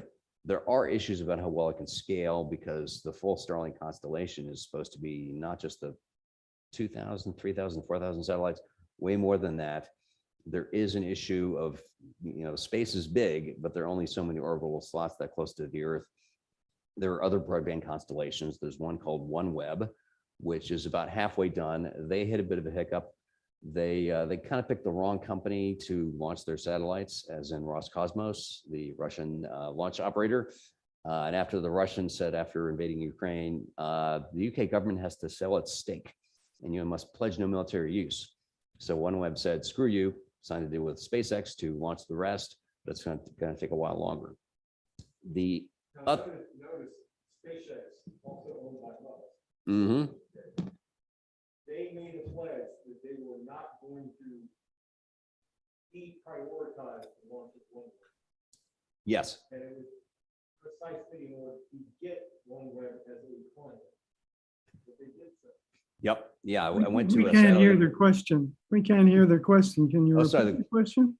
The question was, gentleman in the second row here said, SpaceX made a point of saying they will not prioritize launching Starlink satellites over those of other customers to get OneWeb's business, which, yeah, that matches up. I went to a satellite industry conference in DC in May, I think, or April, where, yeah, one executive at SpaceX said, we see Starlink as, a customer we can bump aside if we have other pending business, which is smart. They should not fall into the trap of self-dealing over and over again. So the other one to watch out for is something called Project Kuiper that Amazon is working on, where they also aim to provide low Earth orbit satellite broadband, same basic system, a huge constellation of satellites. Amazon has done a lot of interesting work already with things like mesh networking. They do know how to make consumer electronics gadgets. So they have that background that Starlink does not. What they don't have is any satellites in orbit at all. And they did just sign, they have one deal to launch the first handful on existing rockets. They announced an enormous launch deal a few months ago, which essentially locks up a lot of the free world's launch capacity. And the problem is all three rockets they want to use haven't launched yet. There's the Ariane 6 from Arianespace. There's the Vulcan from United Launch Alliance, which will replace today's Atlas V, hasn't flown yet, and a rocket called New Glenn from Blue Origin, which is Jeff Bezos's private spaceship company, which, yes, we live in interesting times where we have two billionaires who are basically competing with NASA. It's kind of neat, actually. Yes. I am personally am happy that they're spending their money on, that Jeff Bezos is flying himself to suborbital space. Better to spend that money on private space travel than like yet another yacht or some billion-dollar resort or a private island or whatever. At least we get something out of it down the road. The last bit of fixed wireless to watch out for is something that is happening more in local markets. I'm sure many of you have seen ads for a company called Starry, which provides uses fixed wireless on frequencies not too far off from millimeter wave. Right now, they just do it to apartment buildings. The idea is you just need to have one antenna on the top, you distribute it through the building. So that's a much simpler prospect than getting millimeter wave to this. They started in Boston and New York. They've been doing business around DC. They're coming out at some point with a product for individual houses. And again, it's pretty high speed, like 300 megs down. I think it's 100 megs up. They do not have a data cap. And they're another source of competition. And in some ways, you could say that Starlink can serve the people way out in the hinterlands. Companies like Starry and other ones, there's a company called WeLink Cities, where I met their CTO a little while back. Same basic thing. They want to use fixed wireless in urban environments to add competition where it doesn't exist. Because one thing we have seen is that it's really difficult to add wired broadband competition. You know, you can have a city or a county build its own network where it's allowed. Many states have passed laws, basically written by incumbent telecom companies, saying that you can't do this. That's socialism. Where it has been done, it does seem to work, but it requires some upfront costs and it's not quick. And wireless at least can be deployed somewhat fast. So, you know, if I started out by bumming you out over the horrible state of privacy, at least I can say, well, there is choice coming in broadband, and you know, it is not pending on technologies that haven't been developed yet or don't exist or whatever. And another thing that makes it easier, and here's one other bit of good news I would say, is it is getting easier to be a cord cutter because there's less and less content that's available only through a pay TV bundle. The thing to watch now is sports, where, because historically, if you wanted to watch, you know, your home team's games, you'd have to have a TV provider who has the regional sports network that carries them, which, you know, and if it's the Caps and the Wizards, it's NBC Sports Washington, formerly Comcast Sportsnet Washington. If it's the Nationals, it's the Mid-Atlantic Sports Network. What is finally happening is some of these RSNs, you know, first of all, for years, none of them were available on any streaming service. Then they did finally start showing up. Then some of the streaming services like YouTube TV said, you know what, actually this RSN costs too much money, so we're not going to offer it.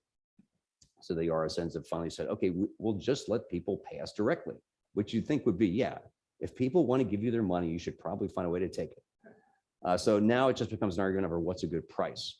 So in the Boston area, NESN, the New England Sports Network, they have a 30 a month service, which is every Red Sox game, every Boston Bruins game. You can pay for it just on a month-by-month basis, so you can watch during the season, then unsubscribe during the hot stove season of winter. Many people have said $30 is too much, which seems fair. They should at least, you know, if you're a season ticket holder, give a discount or something. Just last week or 2 weeks ago, 5 other baseball RSNs owned by Sinclair Broadcast Group, they have a $20 a month plan. So that's Miami, Milwaukee, Detroit, blanking on the other two. And they want to do that for more. The problem if you're a Nationals fan is MASN is just incompetently and run by absentee landlords.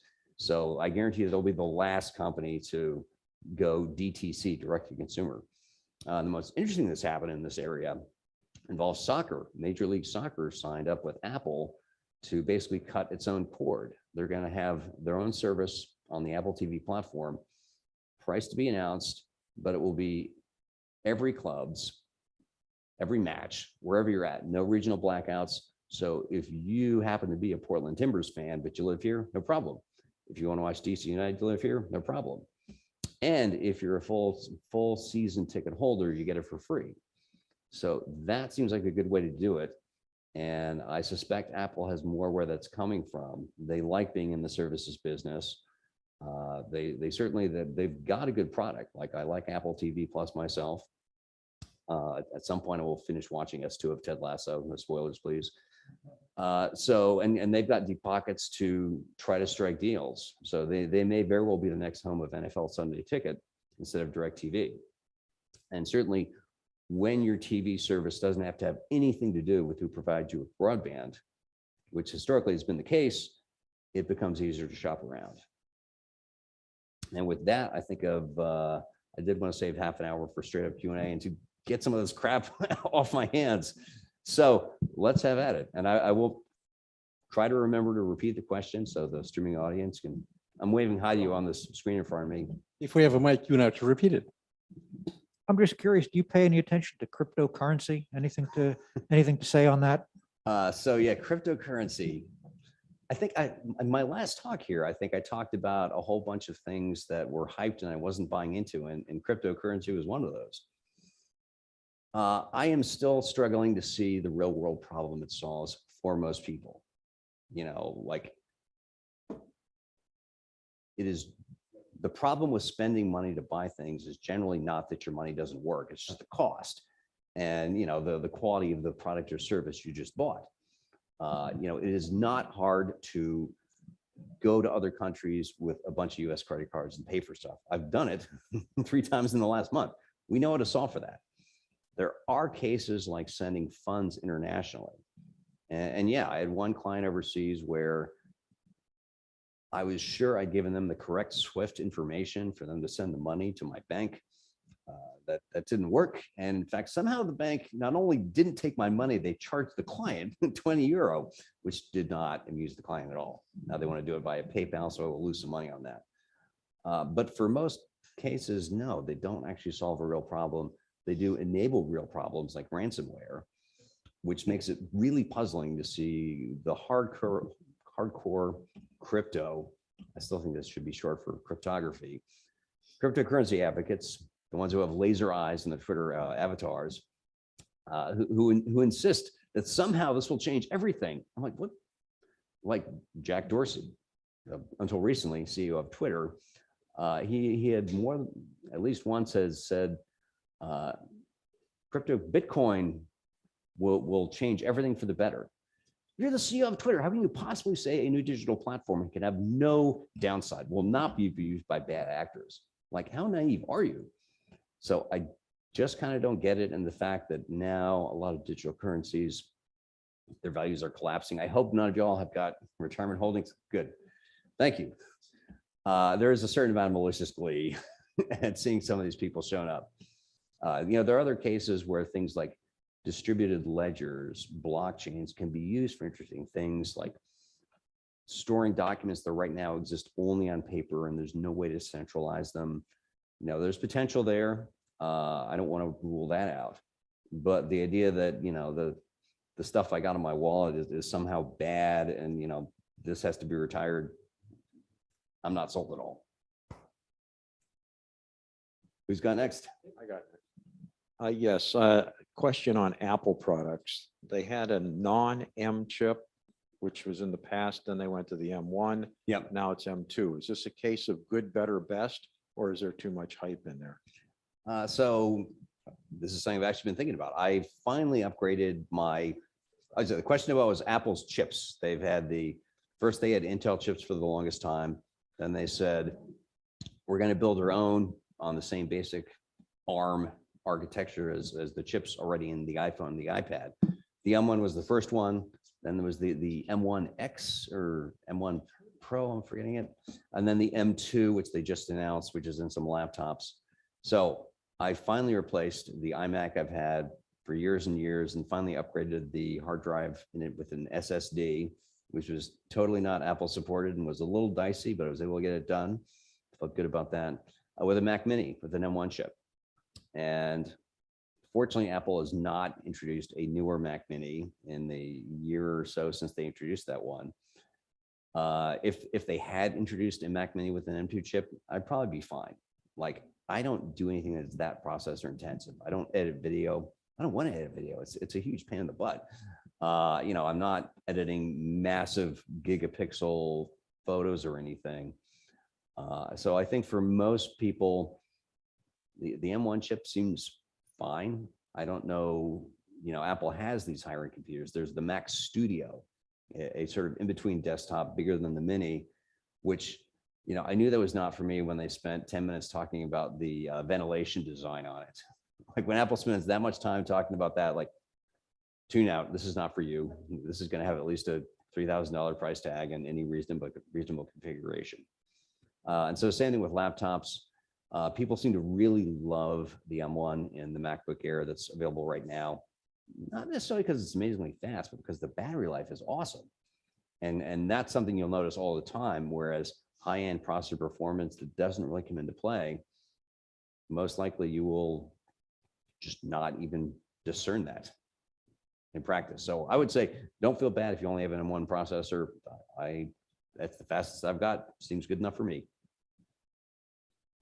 Yeah, going back to cryptocurrency for a moment, the first thing I should say is I've had a Coinbase account since 2017, and it hasn't gotten back to the level that I bought it yet. It might, who knows? But have you actually written, Rob, because I think it might be worth writing about what you were just talking about before, about the blockchain possibilities, because that seems to have a little more legs than the currency per se. So the question was about, he mentioned he's had a Coinbase account since 2017. I've had one since the Super Bowl ad.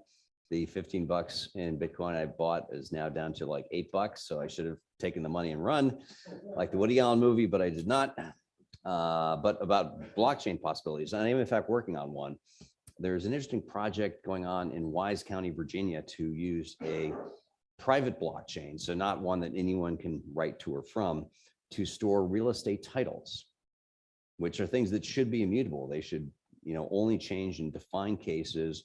There needs to be agreement, consensus that, yes, this is who owns this property. And the existing structure, it is already decentralized. It can be subject to fraud. Years and years ago, one of my wife's uncles, the church he ran on the south side of Chicago, had a bunch of properties stolen out from under him due to title fraud. And he only found out about it when somebody at the Chicago Tribune started looking around and saying, like, what happened with this lot that was part of First Press and now it's not? And yeah, Uncle Jerry was very surprised. And so that's already a problem. Perhaps we could solve that. This is a story that's been taking me forever to write, but I think I've lined up the last source or two, and I want to get it written the next week, mainly so I can put it on my June invoice. Yeah. Also related to blockchain. I think it's somewhat ironic that the real reason that Bitcoin took off the way it did was it was being used for transactions where the parties literally did not want to be traced, such as drug transactions and other illegal transactions. What I find so fascinating is what you mentioned now, what you might call law enforcement community has gotten interested in part because of the move at Wise County and other counties that have adopted blockchain to document legitimate transactions. And indeed, in the Ukraine, the government officials who are investigating war crimes have now sent to the International Criminal Court in blockchain form their evidence, including photographs and videos, precisely because the blockchain makes those things so readily, clearly immutable. They cannot be edited without ruining the encryption that is the fundamental security aspect of the blockchain. So I think that is a wonderful about face in terms of the blockchain technology. So the comment here was pointing out that blockchain technologies, well, cryptocurrencies are often used to pay for things that are illegal or at least frowned upon in particular under particular governments. Blockchain can be highly useful to law enforcement agencies to establish and document a chain of custody and evidence, including the Ukrainians use that to document Russian war crimes. I've also heard people say that, Bitcoin donations were useful in that context to get money very quickly to Ukraine to buy ammunition, shields, armor, supplies, whatever, much faster than a traditional international funds transfer would have taken. Yeah. Yeah, a question on each of the last two topics. How much of an advantage on talking chips is an EVO chip over a regular i7 chip? And on the blockchain, you keep reading about these massive data centers that are gobbling up energy and therefore, causing environmental impacts. If you could address that. Yeah, so a two-part question, which is a staple of Washington. I'm at a press conference. Rob, let me interrupt. I'm for going to just- talk to the AP Rob, next. Let me interrupt for just half a second. Yeah, Everybody in the audience can hear everything, okay? Yep. Now, Jonathan said somebody on remotely wasn't able to hear some of the questions. If they turn on the transcript, they will be able to see the Oh, okay, good. questions as it goes. So Rob can just answer questions And instead of will it be repeating them. a Google voice transcript, which sometimes has hilarious results? Well, this one is very, very good. It's amazing Okay. how good it is. So. Okay, so, okay, then I don't have to restate the question. Yeah. So first part, Evo is not actually a separate chip. It's this sort of technology specification from Intel that's supposed to be your way to know that this laptop will have like really good battery life. It'll start up quickly, shut down quickly. And essentially, it's a sort of extra level of polish they're advertising. And so that you can have Evo support, whether it's i7 or i5 or whatever. Intel's larger problem is that they've realized that they've got to match Apple on battery life, because people will pick up a MacBook Air now and know it's good for all day use. And that's not necessarily true of a new Intel chip. And that laptop with that Intel chip might also need a cooling fan that the MacBook Air does not. So that's a longer term issue. Qualcomm is trying to get into the laptop chip business they also do chips on the same ARM as in advanced research machines that Apple uses for the M1 and the chips in iPhones and iPads. And so they want to become a laptop chip vendor as well. So there's interesting things happening. Like, I'm actually not sure what processor will be in my next Windows laptop. I think it will be Windows laptop because I'm too accustomed to the convertible design where you can flip the screen all the way back, use it as a tablet or in tent mode to watch a movie and on an economy class seat back tray table. The other question was something, oh, yeah, cryptocurrency mining, where to create new Bitcoins or Ethereum or whatever, and to verify transactions, there's a lot of computationally expensive work that has to happen. And cryptocurrency advocates, like I saw them happen at this conference in DC I watched from home, where they were saying, no, we're good for the environment. We can soak up excess capacity from like wind power at night when no one else is using it, which like, it sort of get that. Yeah, it supports the use case for investing in renewables when you know somebody will use the power they're generating, even if it can't go into a battery. But then you have the reaction when New York has a bill, I guess it's going to go to the governor, that would stop the issuance of new licenses at fossil fuel powered plants for digital currency mining. Like, if you want to mine Bitcoin with hydropower or wind power, that's fine. This is only about, you're not going to put new power plants in business to do this. And you would think from cryptocurrency advocates that the New York State Assembly or Governor Hochul had just run over their dog, because they're like, this is an infringement. Like, you can't say we're environmentally friendly and then denounce a bill that only specifically targets the worst part of the problem, coal-powered Bitcoin mining. You should be saying, yes, this is how we're going to clean up our act. So that, that just looks like blatant hypocrisy. And, you say you support smart regulation, but if you oppose all of it, then I kind of stop taking you seriously. Who's next? Yep. Related to the specific New York situation that you just mentioned. One of the things that's so interesting about that move in New York is they have the highest hydroelectric capacity of any state in the United States. So they've got plenty of that. And in fact, there has been a recent move into Northern New York of many cryptocurrency data centers, because the hydroelectric power is so cheap. They tend to, just like Microsoft and Google, when they were building out their data centers, they moved to places where power was very cheap. So that meant that the area in eastern Washington along the Columbia River and It now wasn't just New the beautiful York. scenery out there. I haven't been there. Oh, it's lovely. I'm going in August, but the end result is that they are now consuming 20% of all the electricity in the United States. And it strikes me in an era when we are, even at the consumer level, adding more and more devices in our lives that use electricity. We may be running up against limits that are more fundamental, or rather running into them sooner than we might have anticipated, simply because this new use of electricity has become so dominant. Yeah, so I don't know about the 20% number. The cryptocurrency advocates will say it's much smaller than that. But, you know, it is some fraction, and in particular markets, I guess it could be more than that. And that's something that, yeah, clearly the priority should be, can, you know, classes stay cool with air conditioning? Can we make sure that, you know, everyone can actually go about their daily lives? Solve for that first, and making the world safe for Bitcoin is kind of a second tier priority, I would say. Call me crazy.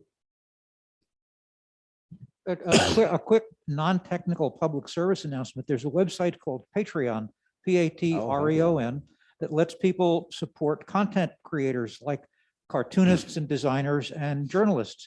And you can support very low amounts, $1, $2, $5 a month. And if you support Rob, you get extra content, and you get a summary every week of what he's written, which is an easy way to keep track of it. I think at the $1,000 a month level, you come and make them breakfast once a month. I don't have $1,000 a month tier. Maybe I should, you know, I do have a 100-month tier where I'll definitely like buy you coffee or beef for drinks. Yeah, but I forget it. The $1 or $2 a month, I find it definitely a worthwhile buy. Well, thank you. So yeah, this is a little experiment I started doing a few years ago. I first saw the pitch for Patreon when its founder, a guy named Jack Conte, this really neat indie musician type, gave a talk about it at this conference in Portland, Oregon. And I was like, that sounds really neat, but I don't have any tattoos or piercings, so I'm not cool enough for that. But then after a while, I'm like, yeah, you know what? If I would rather sort of connect with, you know, people who've been following my work for a long time on a site like Patreon than on like Facebook. And so, yeah, every week I already do this sort of weekly recap of where I spoke, wrote, was quoted, and put it on my WordPress blog. But now I post that first on Patreon, and then I do at least another couple of posts. I can tell you the next one I'm going to write, I'm going to give my self-critique of the last 4 panels I've done. One of which had the complication that I couldn't quite hear the third person all the time, and he couldn't quite hear me, which happens more often than you might think. And I've also done things like I did a guide to how to at least chisel a little bit off the cost of buying an Apple product, even though Apple is not in the habit of offering sales or letting people offer any kind of great discount. Who is got next? Deb.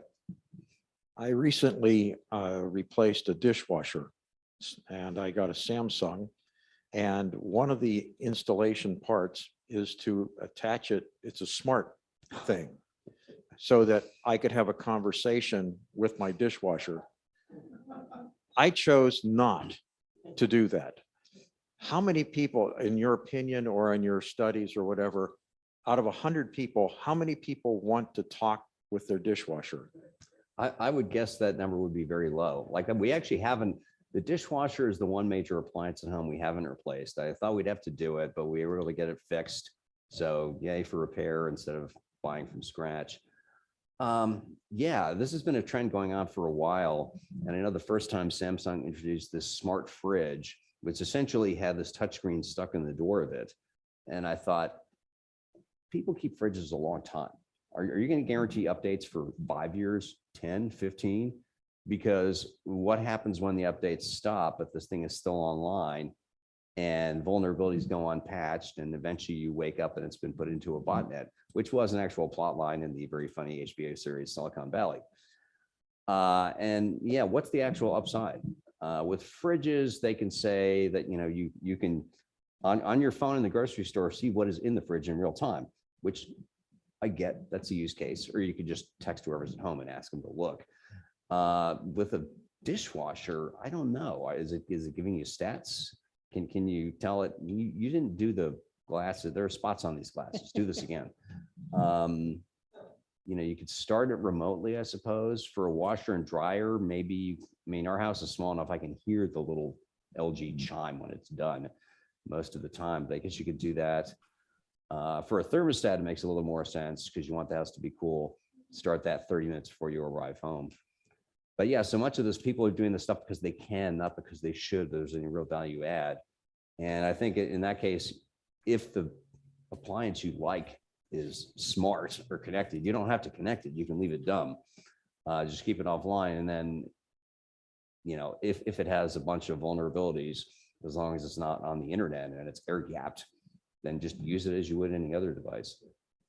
We have some folks on the chat remotely. Ann Oh, good. Zabaldo, would you unmute? Oh, I really want to. I want a piece of swag, so I want to ask a question. But mine's really serious. I mean, this guy, the other talker the other questioner didn't want to, or wanted to know about talking with his refrigerator. I actually want to know how to keep my toaster oven and my microwave from talking to each other, because it's causing a lot of problems. They get into these conversations about who's more energy efficient and they quit. So they just save energy by not Sounds working. like some group therapy is needed for those appliances, I guess. You know, if they're arguing over who's more energy efficient, at least that's good. You know, if they're trying to engage in some one-upmanship, one-up-beingship, that's good. Better than arguing over who's using more electricity or. Yeah, no, it's weird. It's become this thing that's expected, but do you need it? Do you want it? You know, and will we have a choice? Yeah, if this dishwasher runs that we have runs another 5 years and then we have to replace it, will everything that gets a thumbs up from Consumer Reports or Wirecutter have some Wi-Fi option on it? Yeah, I would like to not live in that universe, but I may not have a choice. We have another hand up. Bruce Brown, go ahead. Okay, hi, Rob. Hey, Bruce Brown oh, here. like that remotely. art in the background there. I can't speak to why someone would want the Samsung dishwasher to be a smart appliance. But what I can tell you is recently we replaced our washer and our dryer with Samsung washer and dryer.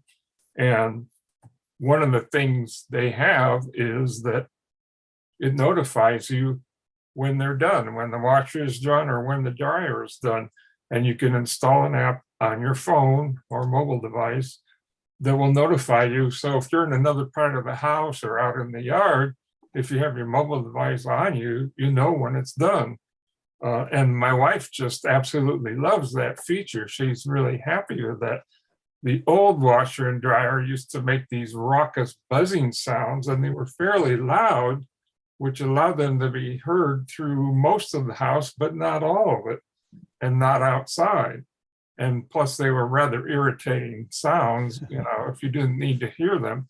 The new one, the Samsung washer and dryer, the new pair, they make very nice, pleasant musical sounds, which aren't as loud, but they're loud enough to be heard in the immediate vicinity or a couple of rooms away. But with the app, you could be just literally anywhere and know when it's done. Now, as far as the dishwasher, I don't know, but I'm guessing that too, if it's a Samsung, probably has a way you can get notified when it's done washing the dishes via an app. So anyway, that was more of a comment than a question for you, Rob, or Yeah, for so the I general definitely group. see that case for like a dryer where you want to get the clothes out before they get wrinkled, which is not so much an issue with anything in a dishwasher. Of course, I'm low tech enough. One of I actually have two clothes dryers. The other one is actually fusion powered. It's called a clothesline. It's super well for like towels, sheets. Okay. Well, there's nothing wrong with that. I mean, it's cheap, free energy at least. Yep. Here we go. You kind of answered my question a little earlier about, you used to write it in your column about your HP Envy Envoy laptop, all the adventures of going wrong with it. And I was going to ask, were you going to switch it to Apple M2?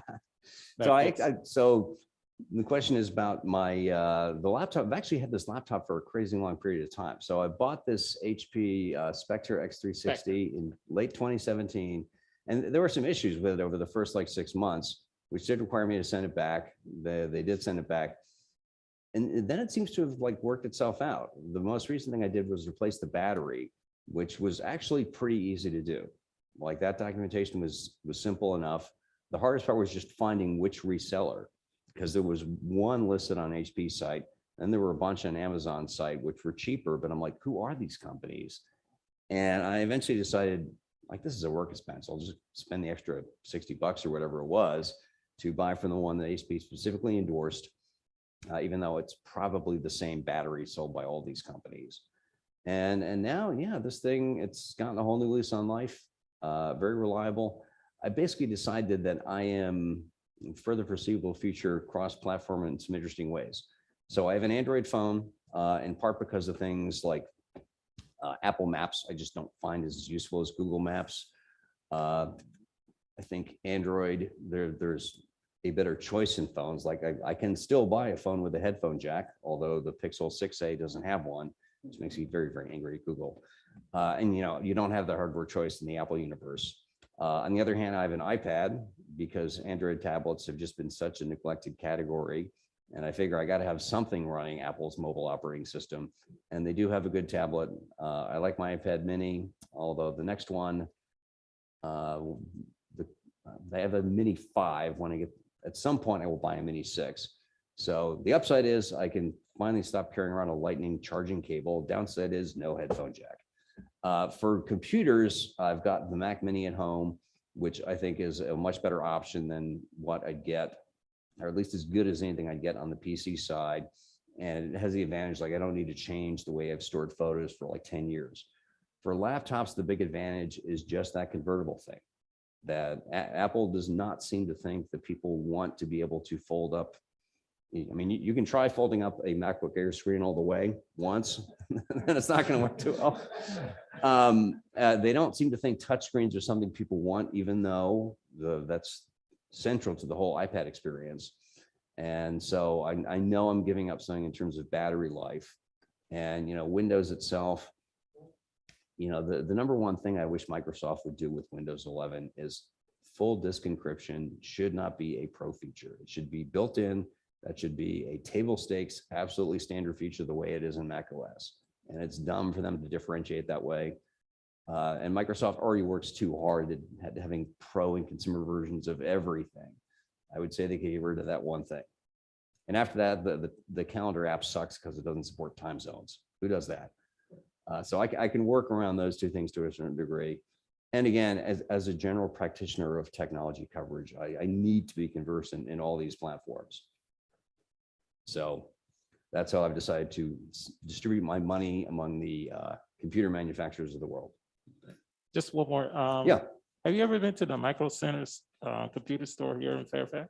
I have, yeah, not recently. A long time ago, I met somebody at a user group that shall not be named that gave me an advanced copy of Apple's Mac OS 10 operating system, which allowed me to get a review into the Washington Post at the same time as the Wall Street Journal's Walt Mossberg. Haven't been there more recently, but I actually did realize after the fact I should have bought my Mac Mini from there.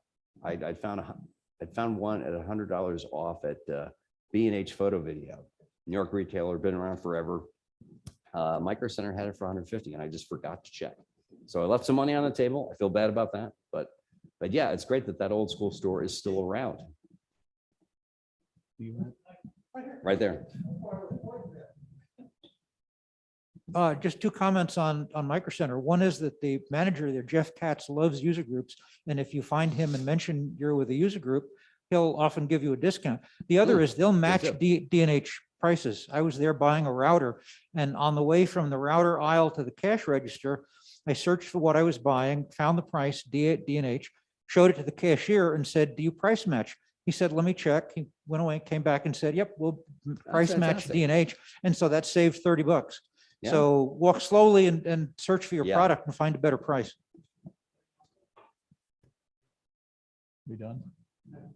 Very Oh, good. no, because 12:30, doesn't it? Okay. I forgot. Over Wait, here. Another question over Yep. there?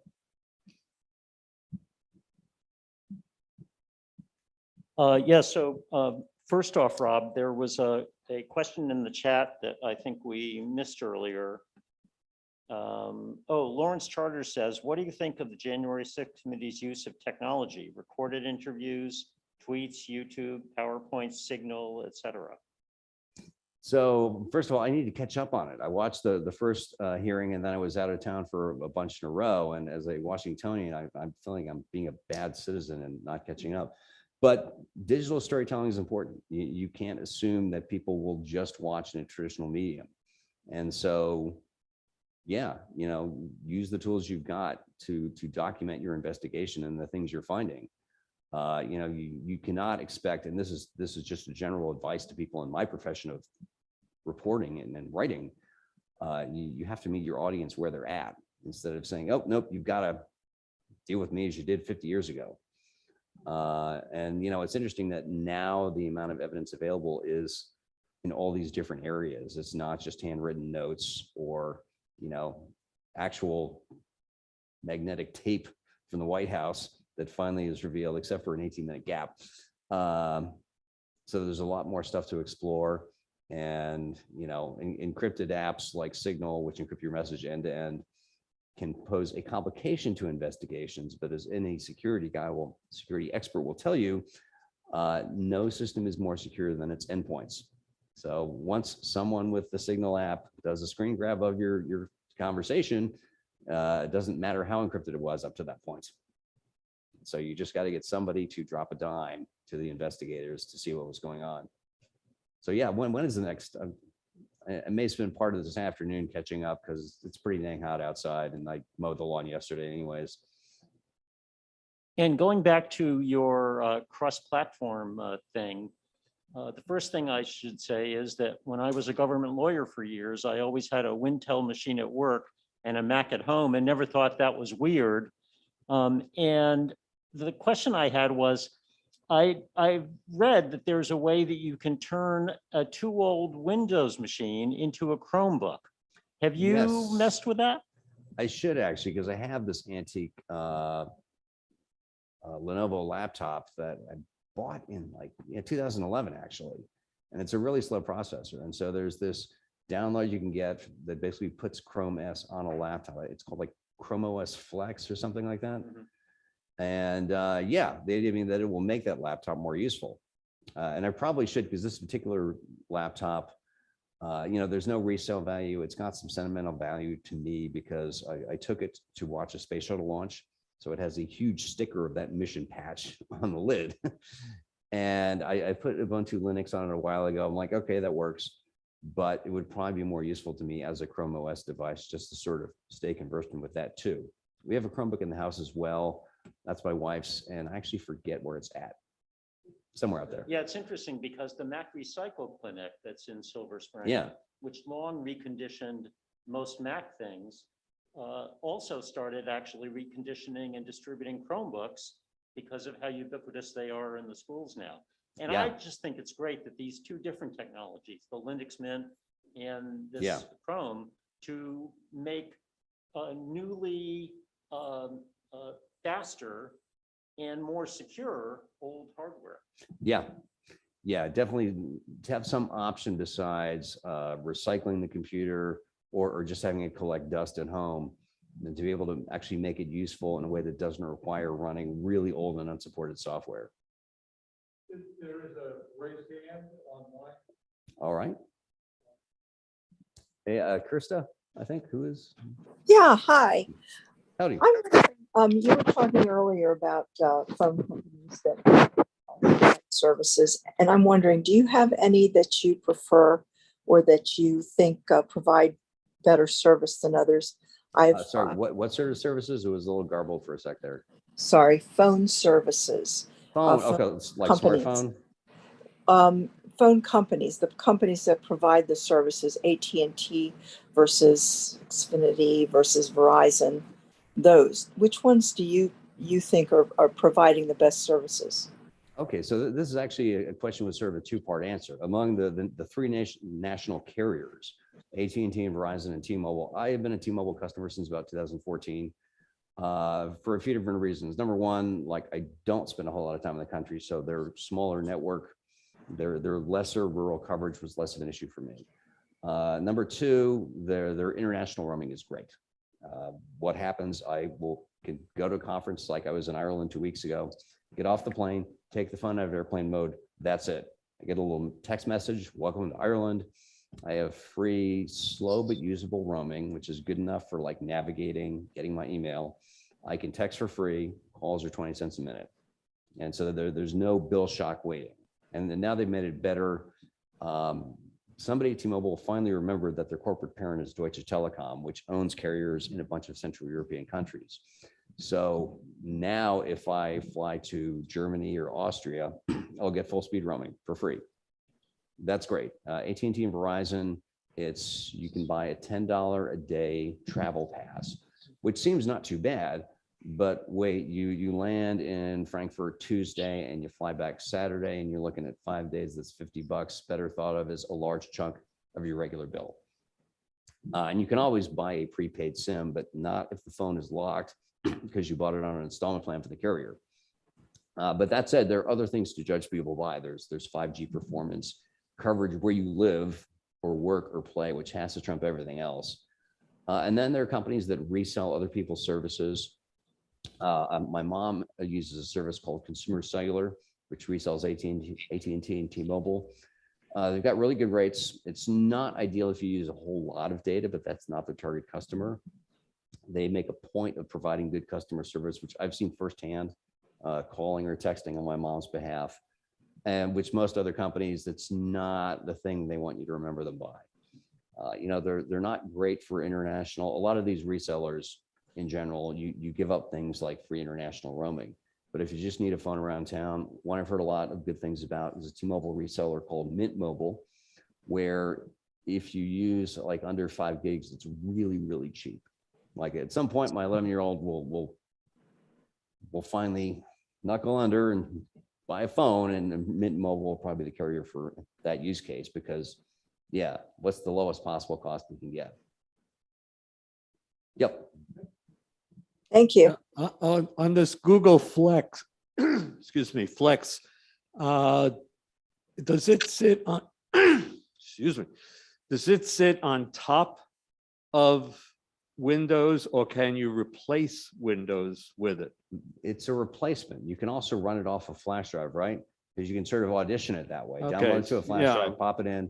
Because see I how you put like it. I put Windows 10 on a machine I shouldn't have. Oh, And so it works, but like I'd like to get rid of it.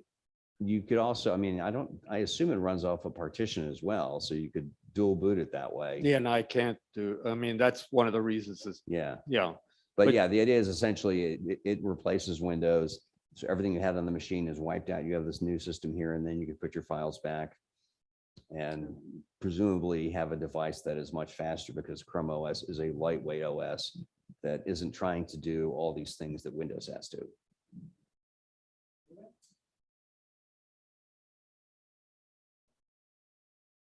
If not, we looks can like we've run start the swag giveaway.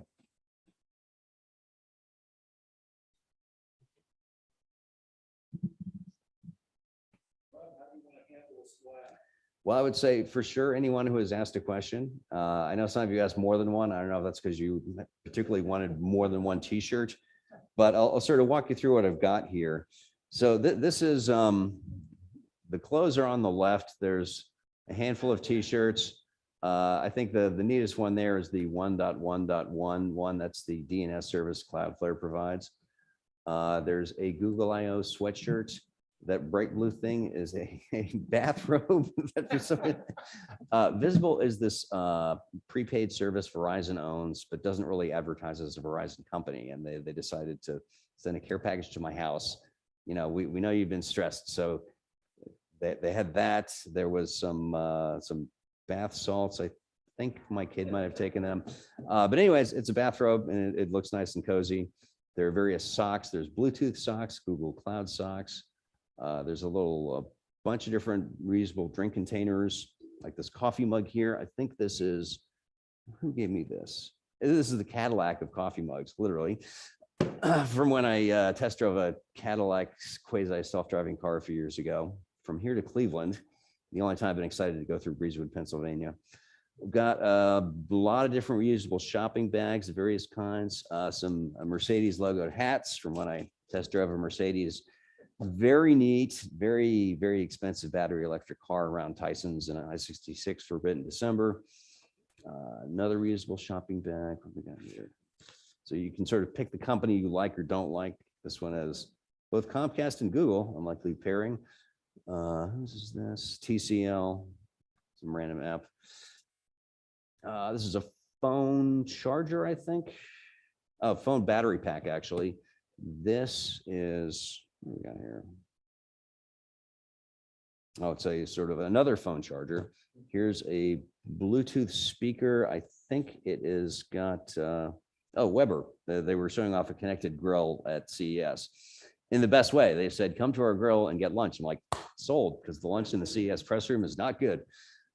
This is some little stabilized grip to hold a phone if you're doing like, if any of you are on TikTok, maybe this would be handy. Got some sunglasses, some free certificates for Norton 360 for 1 year. Webcam calendars, covers. Oh, all right. Sorry, I'm not looking at the laptop. Yes. Oh.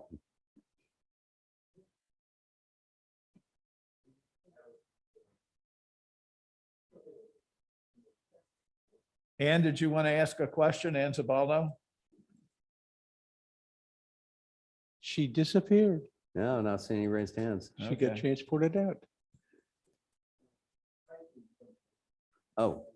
Oh. Oh. Oh, the comment was, if you want to know when your wash is done, why not use a timer on the phone? Which, fair point. Or Alexa or whatever. You have many options there.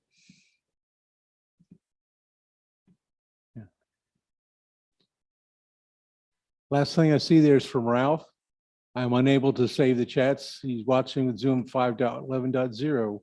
So for me, if I had a problem, just go ahead and do a copy, the text, Yeah. Start from the bottom, roll up, and then copy it and paste it somewhere in a document and save it. Yeah, let me bring up the chat window on this laptop. Let's see.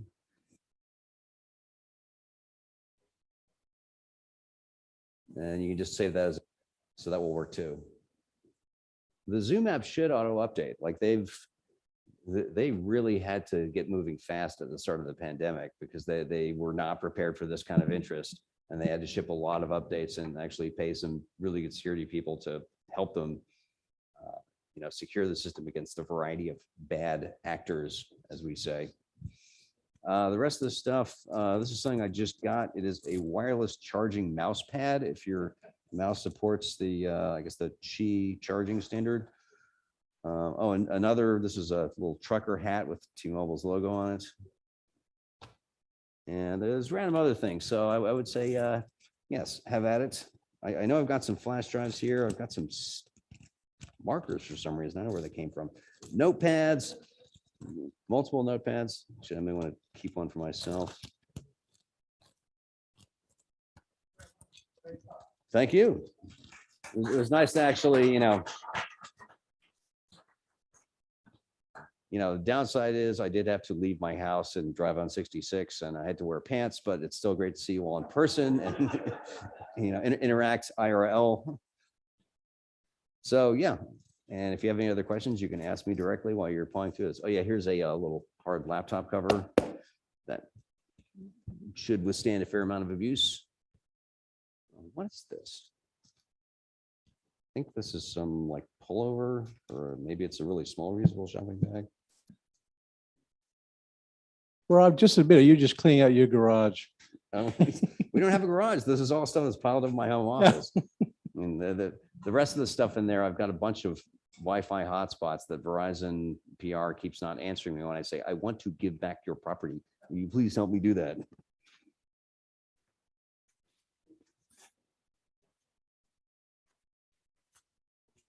What is this? Pretty much, you know, if there's stuff that nobody wants to take, I'll just keep it around. Like at some point, I know every now and then I see like some teacher on our neighborhood mailing list will say, does anyone have any flash drives, or someone else will. Oh. Oh, I see. This is in fact a reusable shopping bag. It's got some Cisco WebEx branding. I'm definitely not hurting for a reusable shopping bag, so I do not want to take any of those home.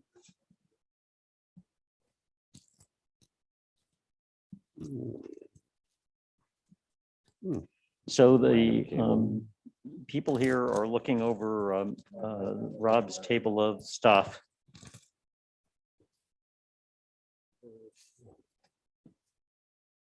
And he'll be available for questions while this is going on. I just saw Bill Wydrow, can't copy and paste from the chat, and just I said earlier that we will be able to send the chat around to the Definitely have Apple some Pie flash email drives. list Yeah, there you go. after it's provided to us. So all of this will be coming to I you. don't think I've got No any of worries those. about That that. would be more useful. What is this?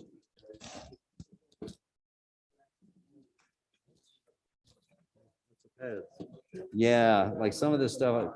Yeah, I think this is something you put on your car dashboard. So the I have a There's a lot request all over of the place. everybody that's Yeah, here. lots of Please pens. be sure that you've Let me put signed the one pen. of the sign-in sheets. The one for Washington There you Apple go. Pie There's is all the another way over one. on the end of the table here. Because I think some people came in after we got started. I just appreciate catching everybody's name. Thank you. Now, here's a little car USB adapter. Here we go. Let's get the rest of these things. What is this? Actually, Mason is giving away. Some kind of Yeah, mine's the one I've got with multiple. Yeah, I've got four slots on mine.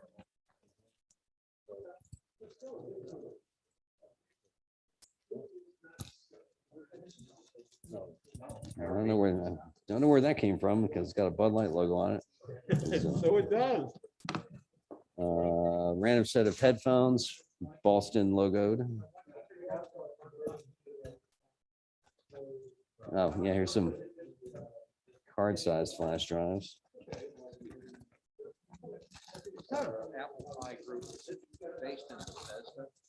Well, right now it's remotely based. Oh, yeah, we got some of these various kinds of like phone credit card holders. Oh, here's another one. Yeah, Now, a little eye mask if any of you also some red eye flights coming up. About 4 meetings here at Cedar Lane at Bethesda. Bunch more of that. This is some like what is this? Oh, yeah, right, travel straw. There you go. I got one of those and it took me forever to figure out what it, to think of what it is. Yeah, travel straw. Well, here we go. It's another one. It has a plastic tip and then it's. Dallas Morning News. And I guess I was definitely one here.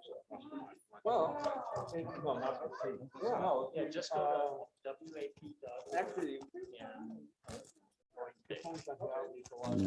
What is this?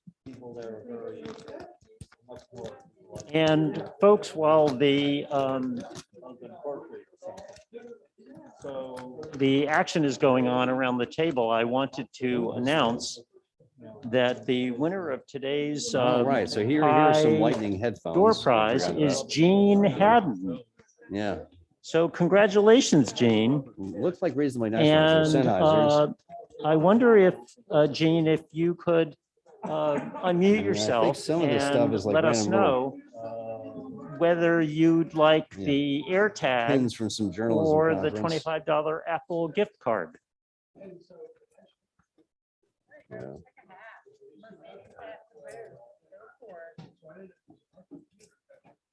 Here's the other. No.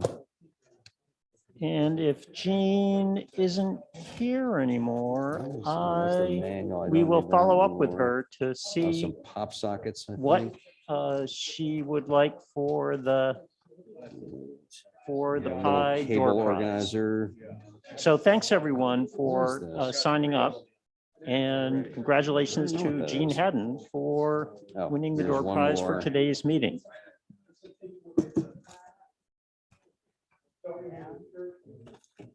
Oh, right.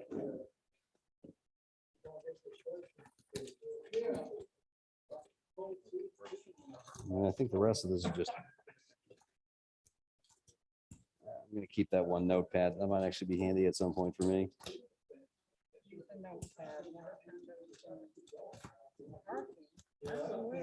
So that, like you put that on your car dashboard, and the idea is the phone doesn't slide back and forth. Yeah. But I think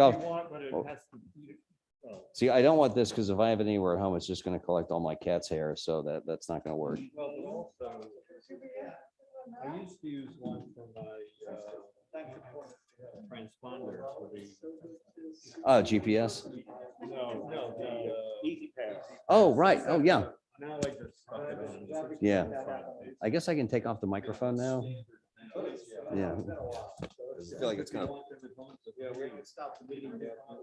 If you don't think they want to be heard, why not take it Yeah, off? this is now off the record. That's a travel straw. Yeah, I needed some practice to somebody to remind me.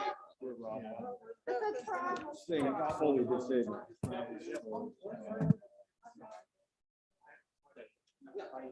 That Chromebook download, you can turn a Windows machine into a Chromebook. Does it get updates? Because I have a Chromebook that fell off Google updates after 5 years. And so I'm curious, if you download a Chromebook image and put it on your Windows machine, is it supported? You know, does it get patches for security? I don't know. I will know when I finally get around to doing this. Yeah, the benefit of Linux is Linux is updated continuously. Sure. And sometimes that's good and sometimes it's bad. Yeah, right.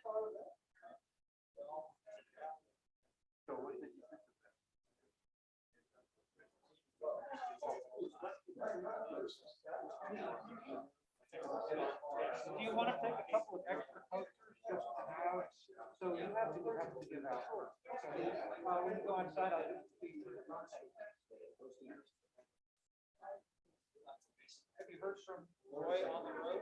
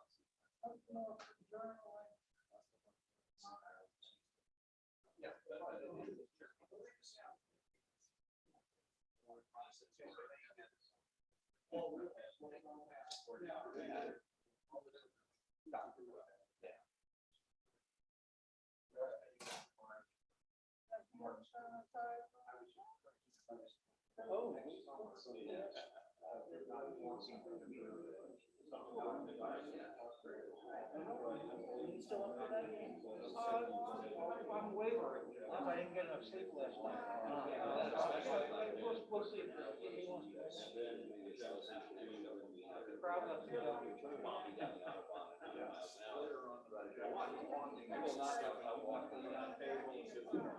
Thank you very much.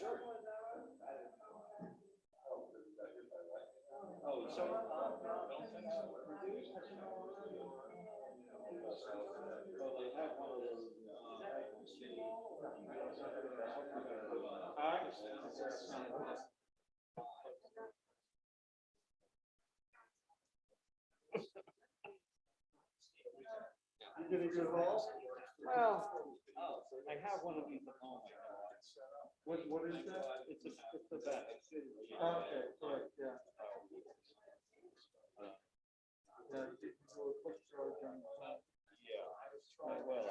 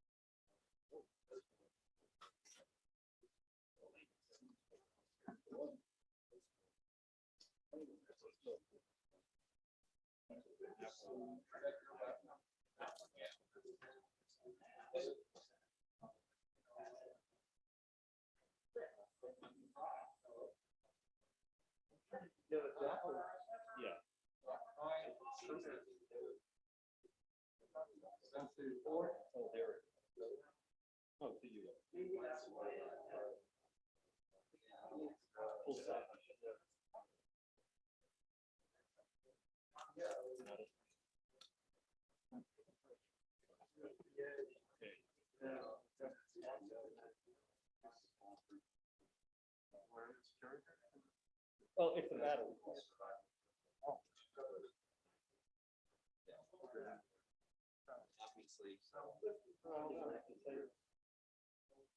If, you know, if you're not sure if you're gonna have.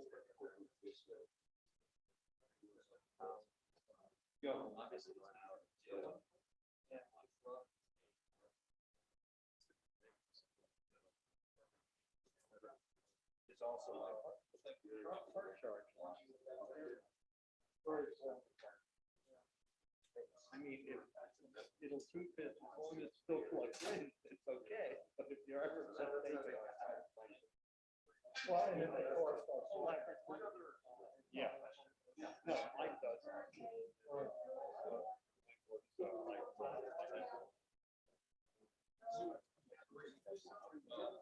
Warning about it.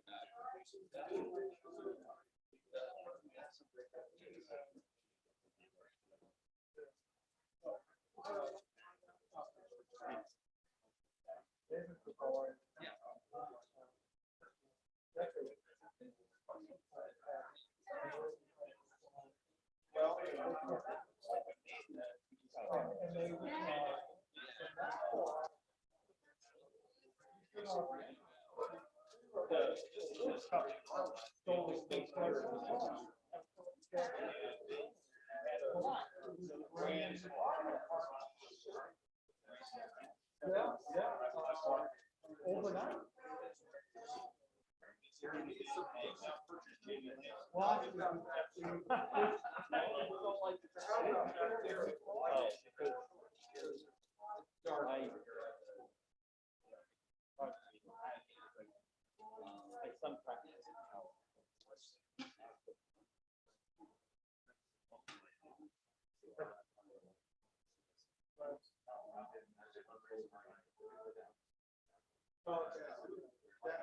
Well, he's trying to get rid of Chuck. You're going to send him home with what?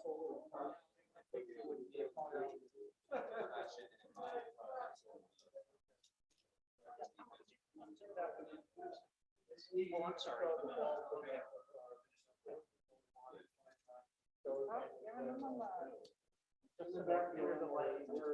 Oh, right. Yeah.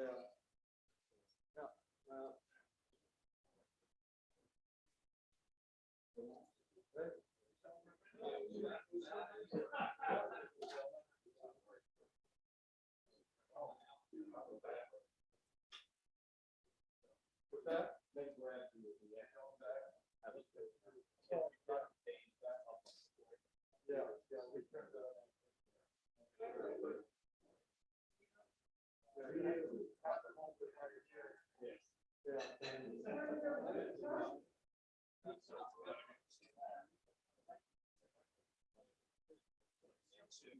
Right. Yeah. So no one on me to write this down.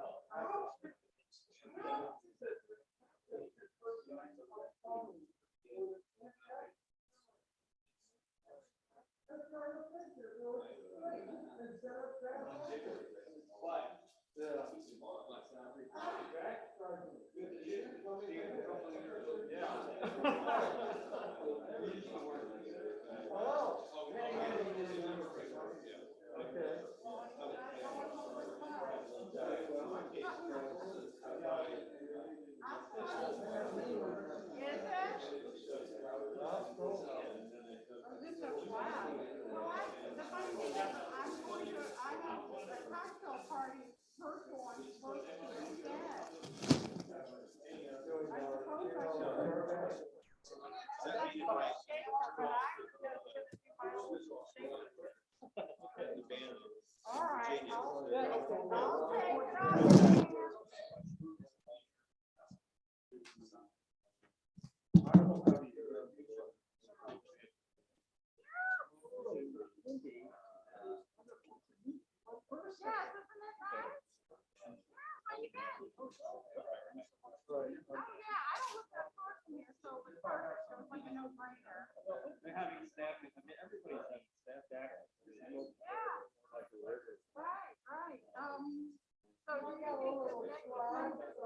Bill.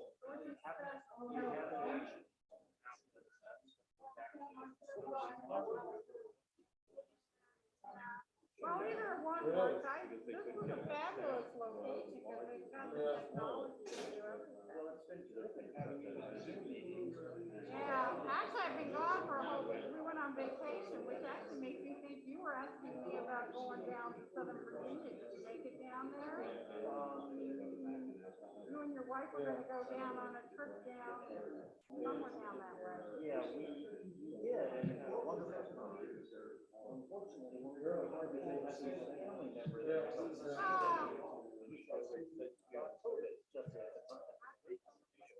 But the good thing about that is that they were in another Really nice. Wherever I go anywhere, I always find it's a good time, you know? And I have to say technology's been great with that because you just find so much more. With technology, I just got back from Cape May. It was great. Yeah, it, and I mean, I think about time, you know, back in the day when we didn't have all these. See, now that I'm back, yeah, I'll probably be attending more of the meetings.